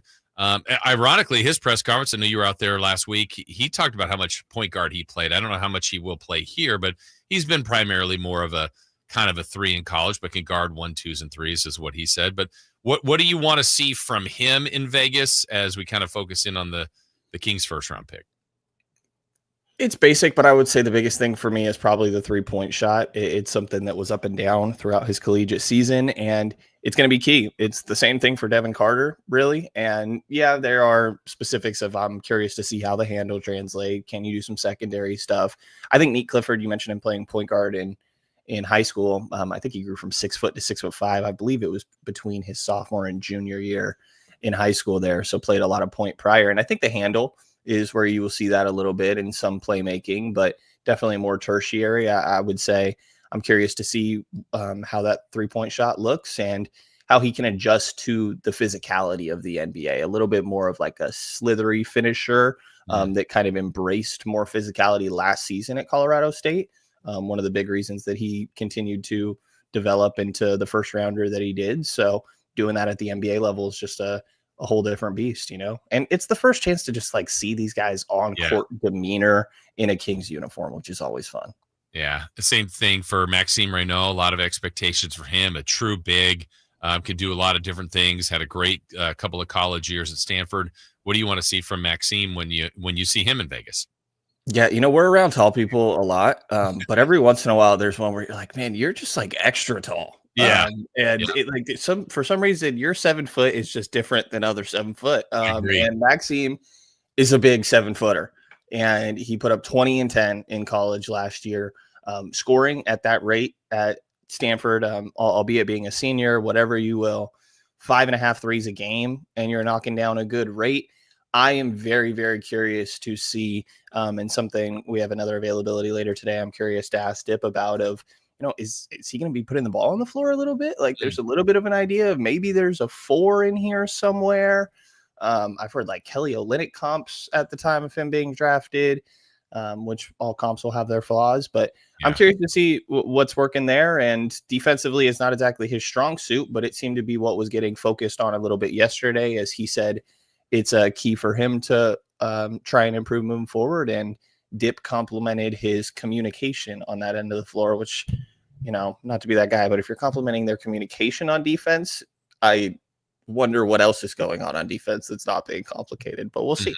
Yeah. Well, and, you know, you mentioned defense, and not that, you know, look, I feel like for the better part of the last couple of years, that's been something that has been brought up more and more by the Kings organization, whether it was Mike Brown, the players themselves. I know it was very important to Doug Christie, but it hasn't been a great defensive team. I feel like Dip is saying that now. Scott Perry, the identity, they're trying to at least start here. Do you feel like there is truly a push to make this a more defensive oriented team, even if the roster may not look like it? I think it's just going to be a process, but yes, I think we are seeing the early steps in that. And like you mentioned, Mike Brown definitely had those same messages. I think Monty was maybe where it got a little bit different, where it's not like he didn't care about defense, but sometimes it felt like him and Mike's messaging was a little bit different, right? Where, hey, Mike's saying this, but Monty's doing things that makes me think he's leaning a little bit more towards the offense. And right now, still very early in the process, obviously, but it feels like Scott Perry, Doug Christie are on the same page. The 6 things that I think Scott has mentioned every single time that we've talked to him so far, outside of saying we need a point guard, which I guess that got solved yesterday, is competitive, tough, team-oriented, disciplined, accountable, professional. Once all of these things, that's what he wants it to mean to be a Sacramento King. And it's just going to be a process. And I think playing defense obviously goes very much into that. It's something he mentioned when introducing Schroder yesterday. I'm just, I don't know that it can be fair to expect a drastic turnaround when 4 of your top 7 guys are still not really good defenders. Yeah. Yeah. I mean, that's the biggest tweak, right? And as of now, they're all here. I don't know if that's going to change. I mean, look, I think the summer market was immediate splash of free agency. We saw some trades early on, and then now it's kind of who's got money left. Everybody's worried about the apron. I think trades are becoming more and more difficult. I'm starting to believe, Brendan, that this might be closer to the roster to start the season. I know it's not going to be completely finalized, but where are you on kind of, they still have gluts at certain spots. They still have some things they probably would like to tweak, but do you think we're pretty close to what the roster will be? It seems that way, but the Kings have definitely been pretty active, and I think that Summer League, obviously, I forget who coined the term, but somebody joked to me one time calling it like the Coachella of the NBA, and I've always loved that. Right. But this is where everybody's going to be in the same place, like the Jonathan Kuminga conversations that have been ongoing, that I think are real, are probably going to continue in Vegas. It doesn't mean they're going to finish in Vegas, but if some other piece were to fall around the league, like it seems like people are waiting to see what's going to happen with Al Horford in free agency and what could happen with Russell Westbrook. So I think that we still could see some tertiary things, and Scott Perry loves to say that they're going to remain opportunistic. So if there's a domino to fall around the league, I think it could lead to something the Kings will jump on, but I wouldn't be shocked, to your point, if this is essentially the team that we were going into the season with. Yeah, with obviously, I think it'll be easier to move some of the guys they may be coveting to move now during the season, maybe at the deadline, and just as teams develop and go on. Brendan, we saw earlier today there was some news from Shams that Chet Holmgren got a new max, basically rookie max deal. The number one pick, Paolo Banchero, had that. Jabari Smith got less, but those are the three guys that are selected before Keegan Murray. How do you think the Kings and Keegan Murray will handle his potential contract extension and if at all right now with him? Yeah, I thought it was interesting because the Jabari Smith Jr. number, you go look at his numbers compared to Keegan last year, they're almost identical, actually. I was shocked at how similar the numbers between those two guys were last year. So I think that the range of what we're talking about for Jabari and what he got is probably about right for Keegan. I don't have the number in front of me. I want to say it was about 27 a year over 5 years. And I think that's a fair range, but I also could understand from, if you're Keegan's agent, do you sit there and think, well, we kind of got a bad hand last year. We got less reps, and this is harming our numbers and our conversation right now and in contract conversations. So maybe it's in their best interest to wait. I think the circumstances make for a weird scenario there, where if you're Keegan, you're probably really hoping, hey, let me get some touches here. I'm about to get paid this next chapter of my career, and it's not the easiest to see the path towards that. So I think, to me, the Jabari Smith Jr. number makes a lot of sense. I would be hesitant to go all too much higher than that, like really scraping into the 30s. Yeah, because I mean, Keegan is an interesting player to me because I agree with you 100%. I thought the second they added DeMar DeRozan, I just was not surprised that Keegan's numbers and touches just would go down. I mean, DeRozan's been one of the games. He is one of the game's better scorers. You already had some bonus at the time. You had Fox, Monk. I mean, this was different than having Herder and Barnes, and where Keegan can kind of some nights maybe be the second or third with most shot attempts. But now I thought that would go down. He ramped up his defensive ability. He's still very, very important to this team, but I think he was a harder one to read on his statistics last year than maybe even his first couple of years, in my opinion. I would definitely agree. And, add all the off the court things that unfortunately leaked over into on the court last year, and Keegan being really close with De'Aaron Fox. I don't think that was the biggest secret.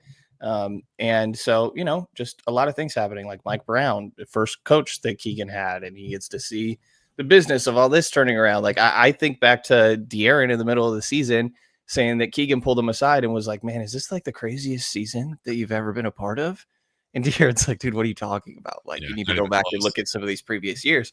But that's what Keegan was thinking before De'Aaron got traded, So it was a hectic season. I think he might be a little bit overcast on the defensive end. I don't know that he's a guy that you want as your best defensive player. That doesn't mean I don't think he's a really, really good defender. It's just also probably hurting the offense a little bit. And I don't know that he's a guy that you put on Steph Curry and you put on LeBron James and Kevin Durant. There's very few guys in the league that do that. So I still am intrigued to see where the ceiling ends up going for Keegan, but also admittedly, this is the point that I think was a big part of the conversation when people debated him or Jaden Ivey. I think we're reaching that point where the ceiling part of the conversation starts to matter a little bit more. Very interesting. We're talking with Brendan Nunes, Sacktown Sports Kings insider. So as the roster is constructed, it still seems a little bit imbalanced to me. I was talking about this earlier, Brendan, that it's not, to me, I don't look at this team that it's missing a large amount of talent. I think there's a lot of talented players. We're now back to kind of the fit position. Some of the holes are defensive things and duplications in the backcourt. I do feel like your word is right. Like there's more of a process here for Scott Perry. I don't know how much of a quick fix he can do, but if it is kind of the group that we're looking at right now, what do you see as some of the good things they have and maybe some of the issues they'd have going into the year? Probably a lot of the similar issues that I think they've had in recent years, to be honest. I think that the other thing Dennis helps with is he plays really well with pace. It wouldn't surprise me if you lean back into that. I think it simplifies the game, specifically like Zach plays great in pace. Domas, obviously. DeMar was the one, as we saw last year, where maybe that's where you change up your speed of play a little bit when he's out there, even if that may be out of necessity at times. But I think that you still have enough offensive dynamic options that on any given night you can probably win a game. And I know a lot of NBA teams can say that, but it's one of those scenarios where I'm probably thinking that we're talking about a play-in team, fairly similar to last year's record, unfortunately. But I'm also okay with that and think that the West is so just convoluted that it's, are they that different than the team that's going to be like the 4 seed? Because I just think they're in this huge group of teams that are probably from 4 to 12, 13, really. And they might be in the lower tier of it, but I feel like that's the wide range we're talking about here. And I don't think it leads to like potential postseason success, to be honest. But again, I like that it's temporary moves for Scott Perry, while you try and rekindle some value for some of these top guys before you rework the core. Yeah, and I think that's it. That's where I think they kind of had identified a core of what they thought was obviously Fox, Sabonis, and maybe Keegan and Monk were kind of working their way into it. And if not, a big part of it. Now I don't know what Perry's overall vision is here, but, Sabonis can still be that guy. Levine could potentially be in that group, but I'm looking at that younger group, and is there someone there, whether that's Keegan, Keon, any of these draft picks or guys that they've kind of added, Carter, like can they develop into where you go, yeah, that's a piece? And I don't feel like we're there yet. They will be a part of the team, but I don't know that we've identified them as kind of core builders for this team. Yeah, the one that I'm really curious is I just want to see what happens with Devin Carter, man. I think that everybody is sort of overlooking him at this point. At least that's what it feels like. And somewhat understandably, it was a rough last season. Now his name gets thrown up in trade conversations and people are like, oh, I want Jonathan Kuminga. Yeah, throw this guy in. We don't even know what he is. He was a lottery pick. And I think that he would have been even higher of a pick had he not have these shoulder injuries. And so obviously you can't just say that those don't exist. That was a big part of his year last season. He's had multiple shoulder surgeries on both sides throughout the years. And so that causes some concern. But if that 3-point shot, this is a big if, but there's a lot of guys in the league like this, I guess. But if that 3-point shot is legitimate, and I don't care about the funky form or whatever, if it goes in at a good enough rate off catch and shoots, then I think there's a role for Devin Carter. He plays extremely hard. Like Davion Mitchell, I would say close to level defense and more so physicality, effort on that end, and some touch around the rim a little. He's got the same vertical as Malik Monk, 42 inches out there. So I would just say, don't sleep on Devin Carter. This almost feels like we're going into year one and a half, like still very early in his career. Do you think he can be a difference maker as a combo guard, like really probably off the ball at 6'2"? And I mean, there are guys that have. Do you think he can be that kind of guy enough at his size off the ball?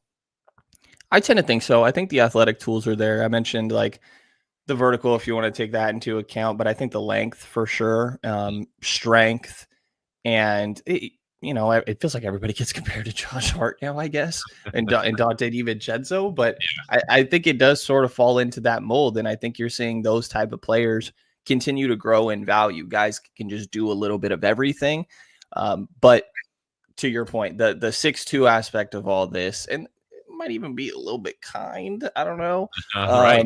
It was opposite of Maxime, I guess. It definitely is a complicated factor in all this, and probably the reason that he's being pushed to play point guard, even though he has never really been one, which complicates the development. But the size and the three-point shot are definitely the big X factors there. All right, one last one for you as we're talking with Brendan Nunes, Sacktown Sports Kings insider. If the roster is constructed as it is, as we said earlier, and you kind of talked about maybe some of the things that fit Schruder a little bit better, or pace, and that could help someone like Levine, where maybe a slower pace can produce better benefits, let's say, for DeMar DeRozan. Which way would you lean? I know the pace may benefit more people, but I guess my question would be, would you lean more things that favor Levine or more things that favor DeRozan if you were operating things for the Kings? I'm going Levine personally. And I think, like, say in a world where you go get Jonathan Kuminga, maybe he comes off the bench. I don't think Jonathan Kuminga would love coming off the bench. But maybe DeMar wouldn't either. But if it's completely up to me, DeMar's probably the one I'm bringing off the bench. I think that there's a way where, like you said, the pace fits more people than it doesn't. DeMar is really kind of the outlier here. It benefits, in my mind, most players, and it's not like it doesn't benefit DeMar. I just think he's more optimized in a slower half court, play at his own pace sort of game. So I think it has to be Zach, though. Even more so a guy, if we're talking trying to like rekindle value, I think you need to do that more for Zach LaVine than you need to do it for DeMar DeRozan, who has been in the league much longer, and everybody knows who DeMar DeRozan is. I think there's still this idea of like, just how good is Zach LaVine? Right. Yeah, coming off a great year too, but it's like it still didn't impact a bunch of wins in Chicago nor here. But anxious to see what that looks like for him. Anxious to see what it all looks like in Vegas, Brendan. It should be a fun time down there. I know we'll see you down there and watch all your reports. So thank you as always for your time, and we'll see you in Vegas. Sounds good. See you in Vegas. Thanks, Jason. All right, thank you. That is Brendan Nunes. You'll get to hear and see Brendan more throughout all of our shows, and certainly on SacktownSports.com. All right, break time for us. When we come back, what's on deck? Well, we'll find out. It's brought to you by Trex Decking and Railing, and also still to come, Crosstalk with Alan Stiles and celebrity birthdays, all in our final half hour here on Sacktown Sports. On the move? Got somewhere to be? Take Sacramento Kings basketball with you. The Sacktown Sports app will let you stay connected to your passion. Never miss a moment of Sacramento Kings basketball with the Sacktown Sports app. Did you know about 1/3 of our lives is spent sleeping? Hi, this is Frank LaRosa with a word about Naturewood Home Furnishings. If we're going to spend that much time in our bedrooms, then our bedrooms ought to reflect our personalities. I remember many weekend mornings when our kids would jump into our beds trying to coax us to start our days more on their schedules than ours.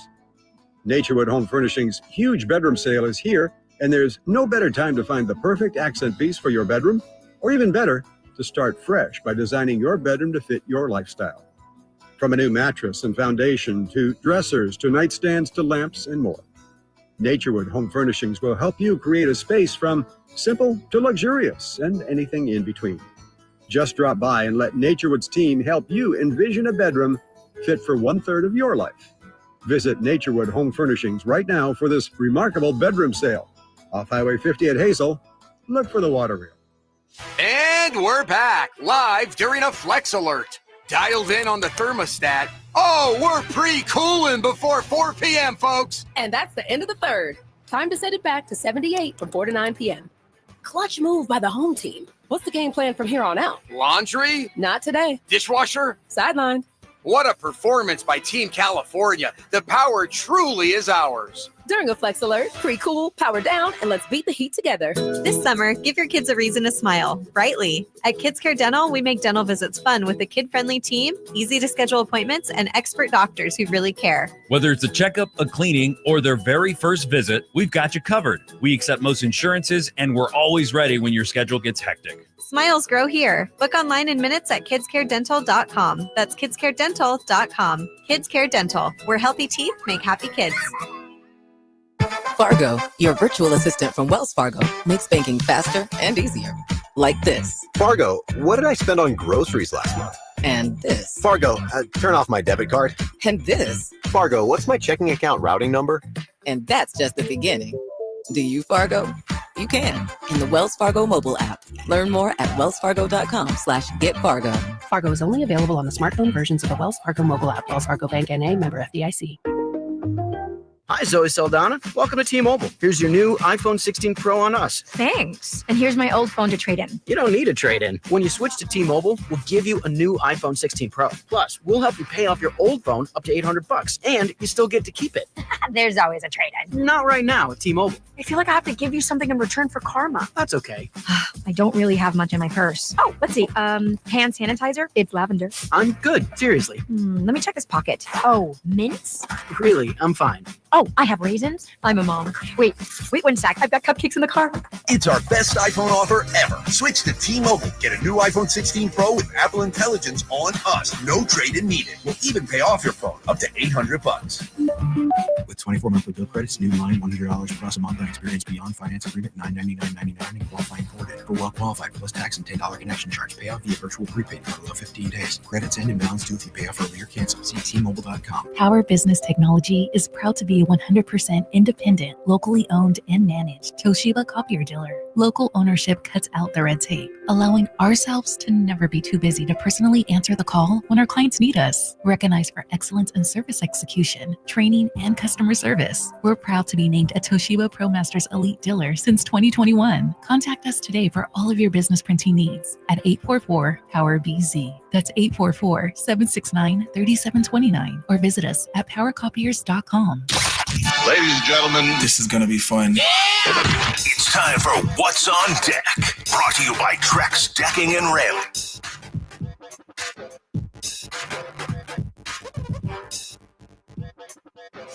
Well, it is that time to find out what's on deck. Thank you to our sponsor, Trex Decking and Railing. We've got currently right now WNBA action. The Valkyries are playing the Indiana Fever. It's 28-23 Fever. I got a fever. Oh, no. Golden State is losing. Chris is rejoicing. We got tennis.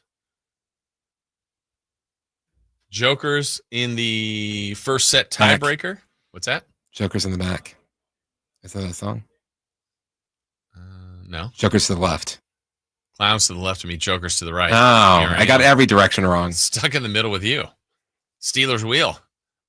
Despicable Me. Yes. On the number one court, it's Sinner versus Shelton. And that's great movie. Set 3, and Sinner leads. You thought Sinners was a great movie. Great. I disagree. I saw it twice in the theater. Does that make it great? Mm-hmm. I only see great movies twice in the theater. What's the movie you've seen the most in the theater? I know I've seen a movie twice. I'm trying to think if I ever seen a movie 3 times in the theater. I don't think so. And I don't remember the last one I've seen twice, but it's been a long time ago. I know I've seen a movie 3 times. In the theater? Yeah. Yeah, I think there was one. Not that long. I mean, probably within the last 5 years. Oh, it was Get Out. Okay. Wait. No, was it that one or what was the one after Get Out? Us. I saw that twice in the theater. Okay, I thought you might have seen it because you were starting to tell me different things about it, and I'm like, yeah. Oh, wait, I didn't even notice that. You know what? You might be right. I might be getting it. I know I definitely saw Get Out twice. I felt like it might be Us. I think, be wrong. yeah, you're right because I saw Us with the movie premiere through the station. Okay. Then I went on my movie pass? No, or I saw it with somebody. I saw it with somebody and saw it again. And then I had some free time and then I saw it again. Gotcha. And have you seen it since then? Of course. Yeah. I've seen us multiple times. The movie I've seen the most? What? It's not even close. Oh, yeah. MacGruber. Yes. Yeah. Well, that one you've probably seen multiple times in the theater. You saw it probably did you see it when it came out? Yeah. And then you saw it at your party last year. Yeah. So only twice. Okay. So when it came out, I just ran into my friend on Sunday. We were talking about this.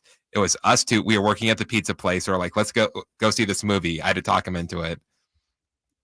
It was us two, another pair of people, and then like an older couple that, there's just older people that just go and see every single movie. Yeah. Like that's their hobby. Right.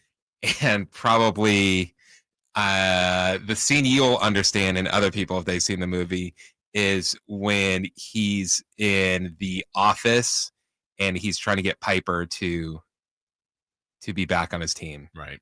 And he's trying very hard to convince him. Yes. I know the scene very well. By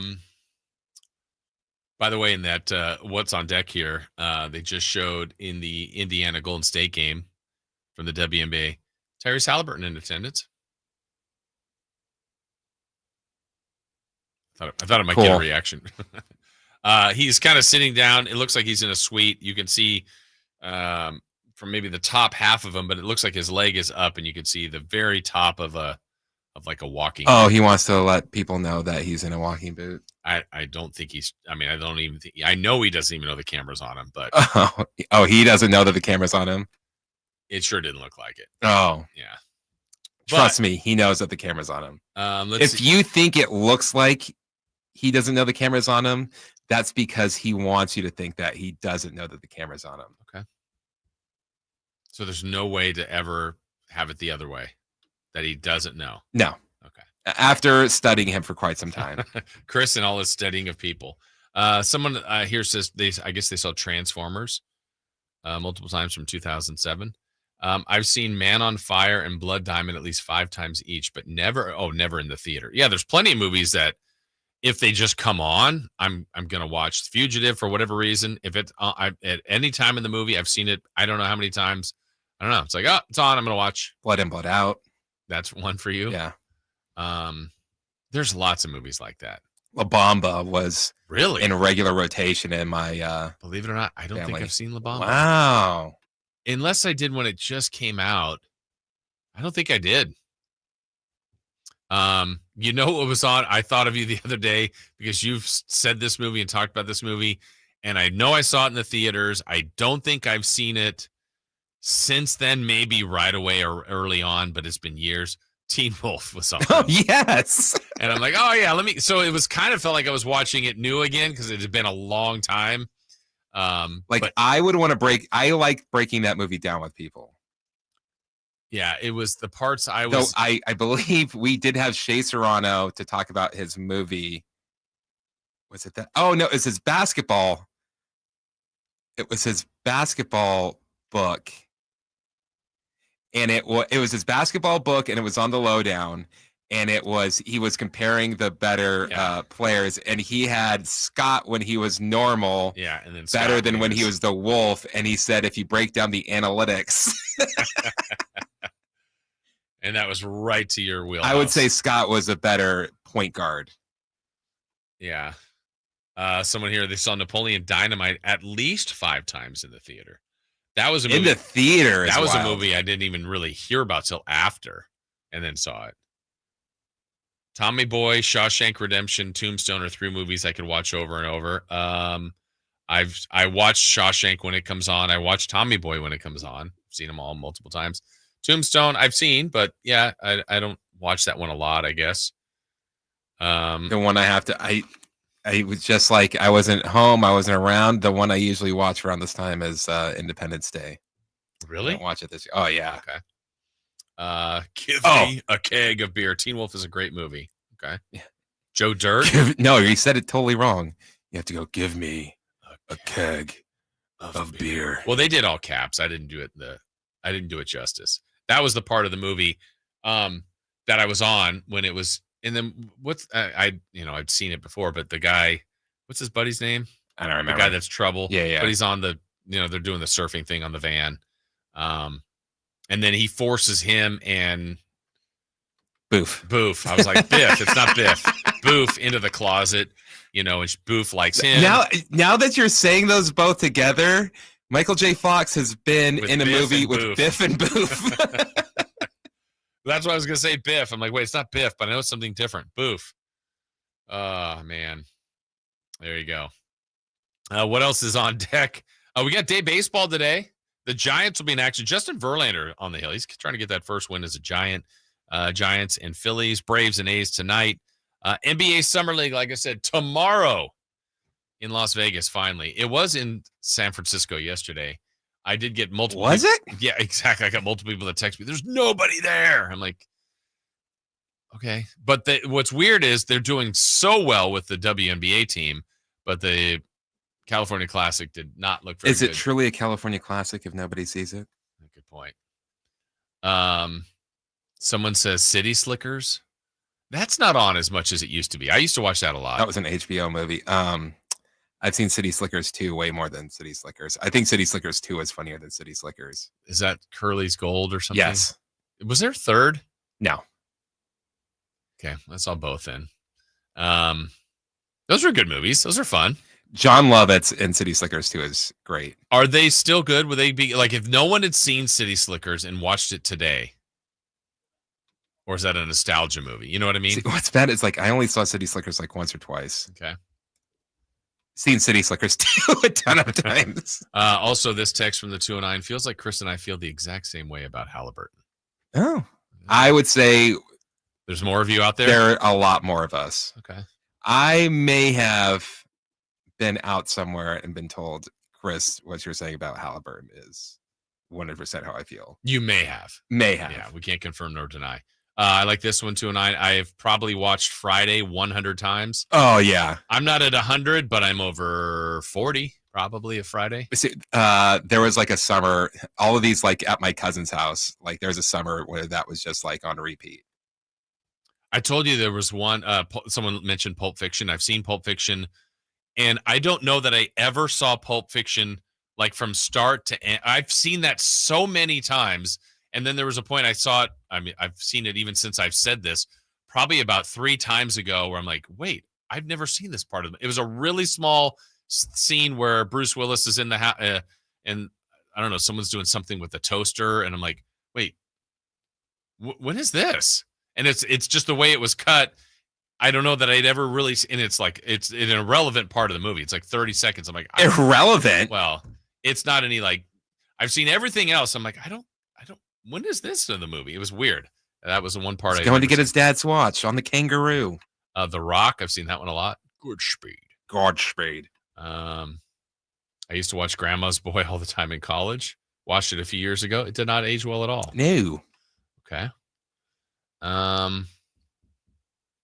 Yeah, now Major Payne is another good one. Oh, yes. I saw that one once. Major Payne. We got a couple of clips from that on in King's Rewind. Yeah. Waterboy. Yeah. I've seen that a couple times. All right. 21 Jump Street. I like that movie a lot. You like that one? Like that, 22 Jump Street. They're There's a scene in 22 Jump Street. So good. I could not stop laughing. So good. I know exactly what scene that is. That's for sure. All right. When we come back, crosstalk with Alan Stiles. Also celebrity birthdays. We'll figure out what's coming up with Alan. All that and more next. The Sacramento Kings play here. He's got the triple. Sacramento takes the lead. Get your Kings fix all season long right here on your home of the Sacramento Kings, Sacktown Sports and SacktownSports.com. Hey, it's Carmichael Dave. I got to tell you, I am so excited to get this decking project started with Trex Decking and Railings. From the first time I stepped foot in the showroom last week, I was so impressed. So many color options, heat-resistant composite deck What does that mean? That means I don't have to do any maintenance on it whatsoever. They even have a deck designer, so you can go online and see what your dream deck will look like on your house. Just visit Trex, that's TREX.com to get it started. Tell them Carmichael Dave sent you. Skeeter here. Got a question. What's small and dark with white bands on its legs and bites during the day? Mosquitoes. Hi, I'm Luz Maria Robles, but these are two new types of day-biting mosquitoes. They're invading our area and becoming a big problem. And they can be dangerous. But we're on it, so when you see them, report it at fightthebite.net. In the meantime, use insect repellent and drain stagnant water around your yard. We're here to help with these day-biting mosquitoes. Visit us at fightthebite.net.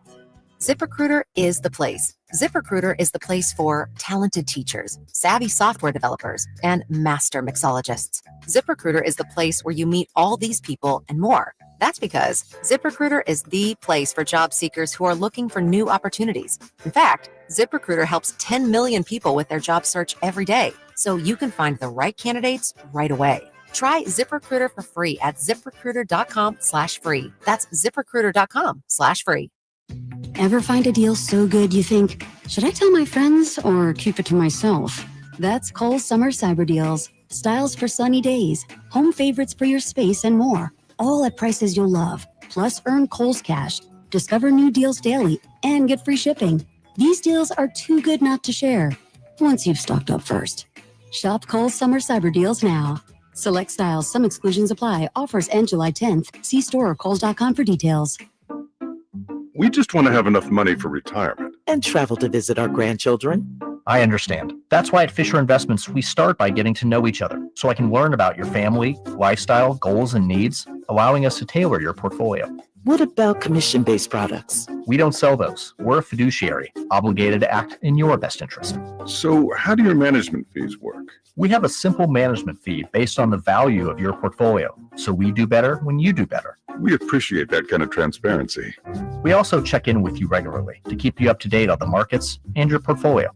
What other services do you offer? As a client, you have access to resources on investing, financial planning, estate planning, Social Security, Medicare, and more. Wow, it sounds like Fisher Investments has everything we need.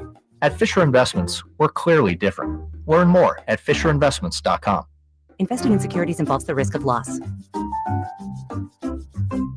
Carmichael Dave here for my friends at American Energy Heating and Air. Yes, I always tell you they are a family-owned operation, been in business since 81, A-plus Better Business Bureau, but it is hot. We are in those Sacramento hot months. I want to focus on them being your second opinion partner. What does that mean? Maybe you've got somebody you're working with or you've worked with in the past in the HVAC world. Guess what? They want to give you a second opinion. How much does it cost? Nothing. You call them up and say, hey, can I get a second opinion on this deal? They come out and they either say, wow, that's a great deal. You should feel better about that. Or they say, we can beat that price. And usually they're going to beat it by a lot. Guess what? You just saved money and it didn't cost you anything to find out. It's a no-lose situation. Go with a trusted company. American Energy, 916-520-9990. That's 916-520-9990 or AmericanEnergyAir.com. Jingle singers, take it away. Call 916-520-9990 now. The Giant Summer Sale is here. Get giant savings on our Giant selection only at Folsom Lake Honda, your one-stop Honda shop. Looking to own or lease? Save during the Honda Summer Event and drive a brand new Accord or Civic. See all our specials at FolsomLakeHonda.com. As a family-owned and operated dealership since 2009, customer service is our number one priority. Our customers love doing business with us, and you will too. Folsom Lake Honda. Go to FolsomLakeHonda.com. Your one-stop Honda shop. It's time for the news of the day. The latest headlines, the biggest stories, hard-hitting analysis. Yeah, this is none of those things. And now, here's Carmichael Dave and Jason Ross.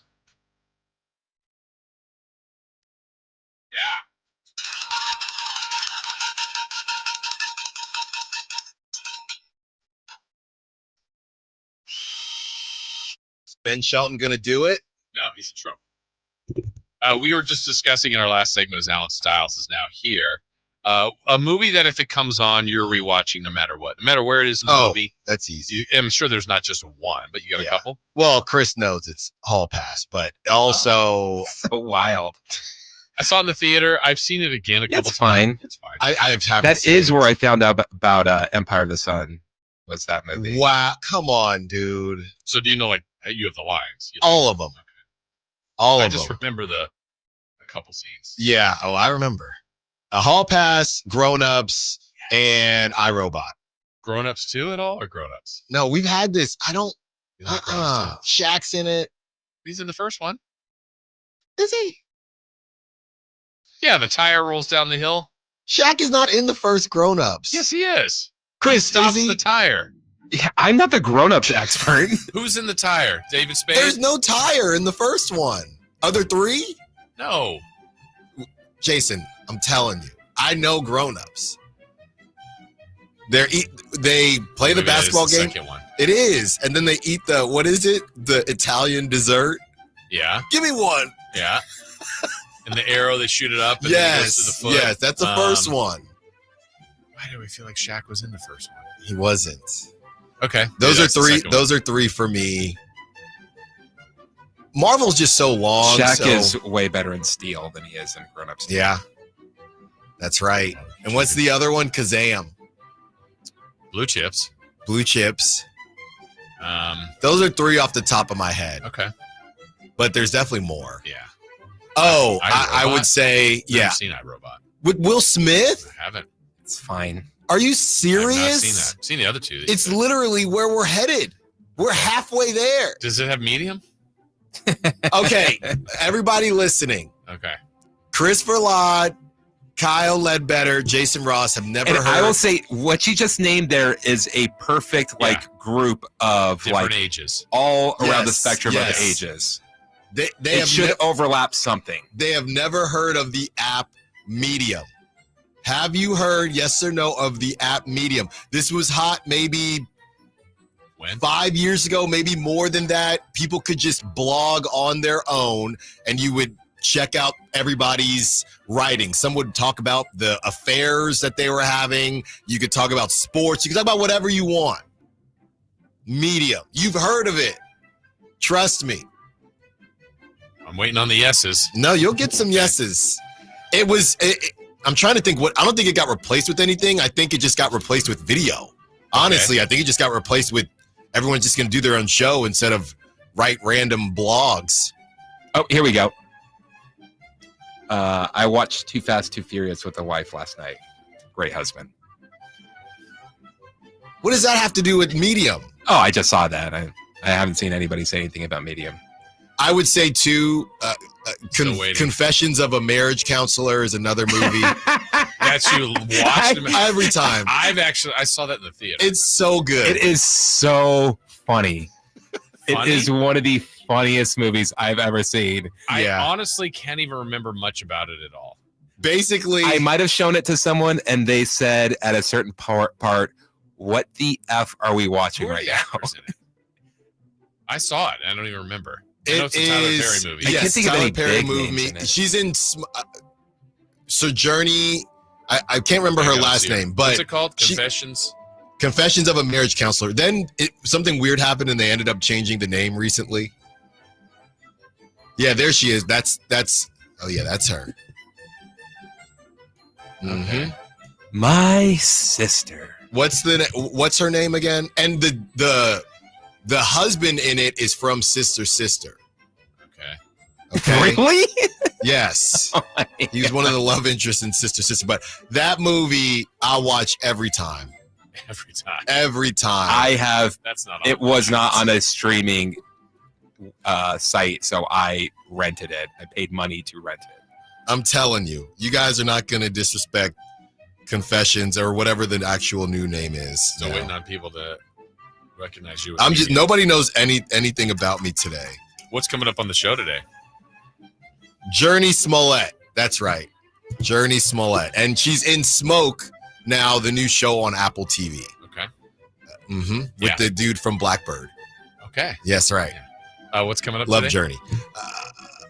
What's coming up on the show? Malik. Who's listening? Malik Monk's value. Yeah. Seems like it's headed on the way up. We have some information there for you. Obviously, we're going to talk about the ridiculous walk-off in the park home run from Patrick Bailey. Jason asked my family one of the rare times I was speechless. I've never seen anything like that. That was pretty cool. Anything like that. So we'll kick off the show with that. We're talking some Malik Monk. We're looking over the free agents that are left. There's an obvious name. Why are we talking about Malcolm Brogdon and Russell Westbrook when there's an obvious name out there? We'll tell you who it is. Alan Style Show. Did you ever hit inside the park home run? Yeah. Back in middle school, that's all day. Like Little League, that's all you're doing. Yeah, like, but if you could hit the ball and run, you're going to get a home run. So we were at, this one haunts me forever. We were at George Washington, and you know how Patrick Bailey kind of pimped it at first? Yeah, and he thought he hit it out. And then got on his horse. George Washington, I hit a ball. I had hit a couple balls that I thought were for sure going to get down. This ball, I did not think was going to get down, and I kind of just Charlie horse sit around first base. It gets down, end up with a double. And to this day, I think, Jason, if I was cooking, you'd have scored. Oh, yeah. Easy. All right, let's do birthdays brought to you by our friends at Crumble Cookies. Birthdays are meant to be spent with family and friends, and nothing brings family and friends together better than Crumble Cookies. Happy birthday, Tom Hanks. 67. Shout out Clayton. Finch. Concord. Says he might be 70 now. 70. Alan's close to 69 today. Oh, happy nice. birthday to Fred Savage. Ooh. Growing pains. No. 51. What are yours? Boy Meets I World. was going to say Boy Meets World. Yeah. Who was it? Fred Savage. What'd you say, Chris? 51. 52. 49. Who's closest? On this day, in what year did the movie Anchorman, The Legend of Ron Burgundy come out? 2006. No. 2004. 05. Chris is, 04 was correct. And the last one, American Pie. 1999.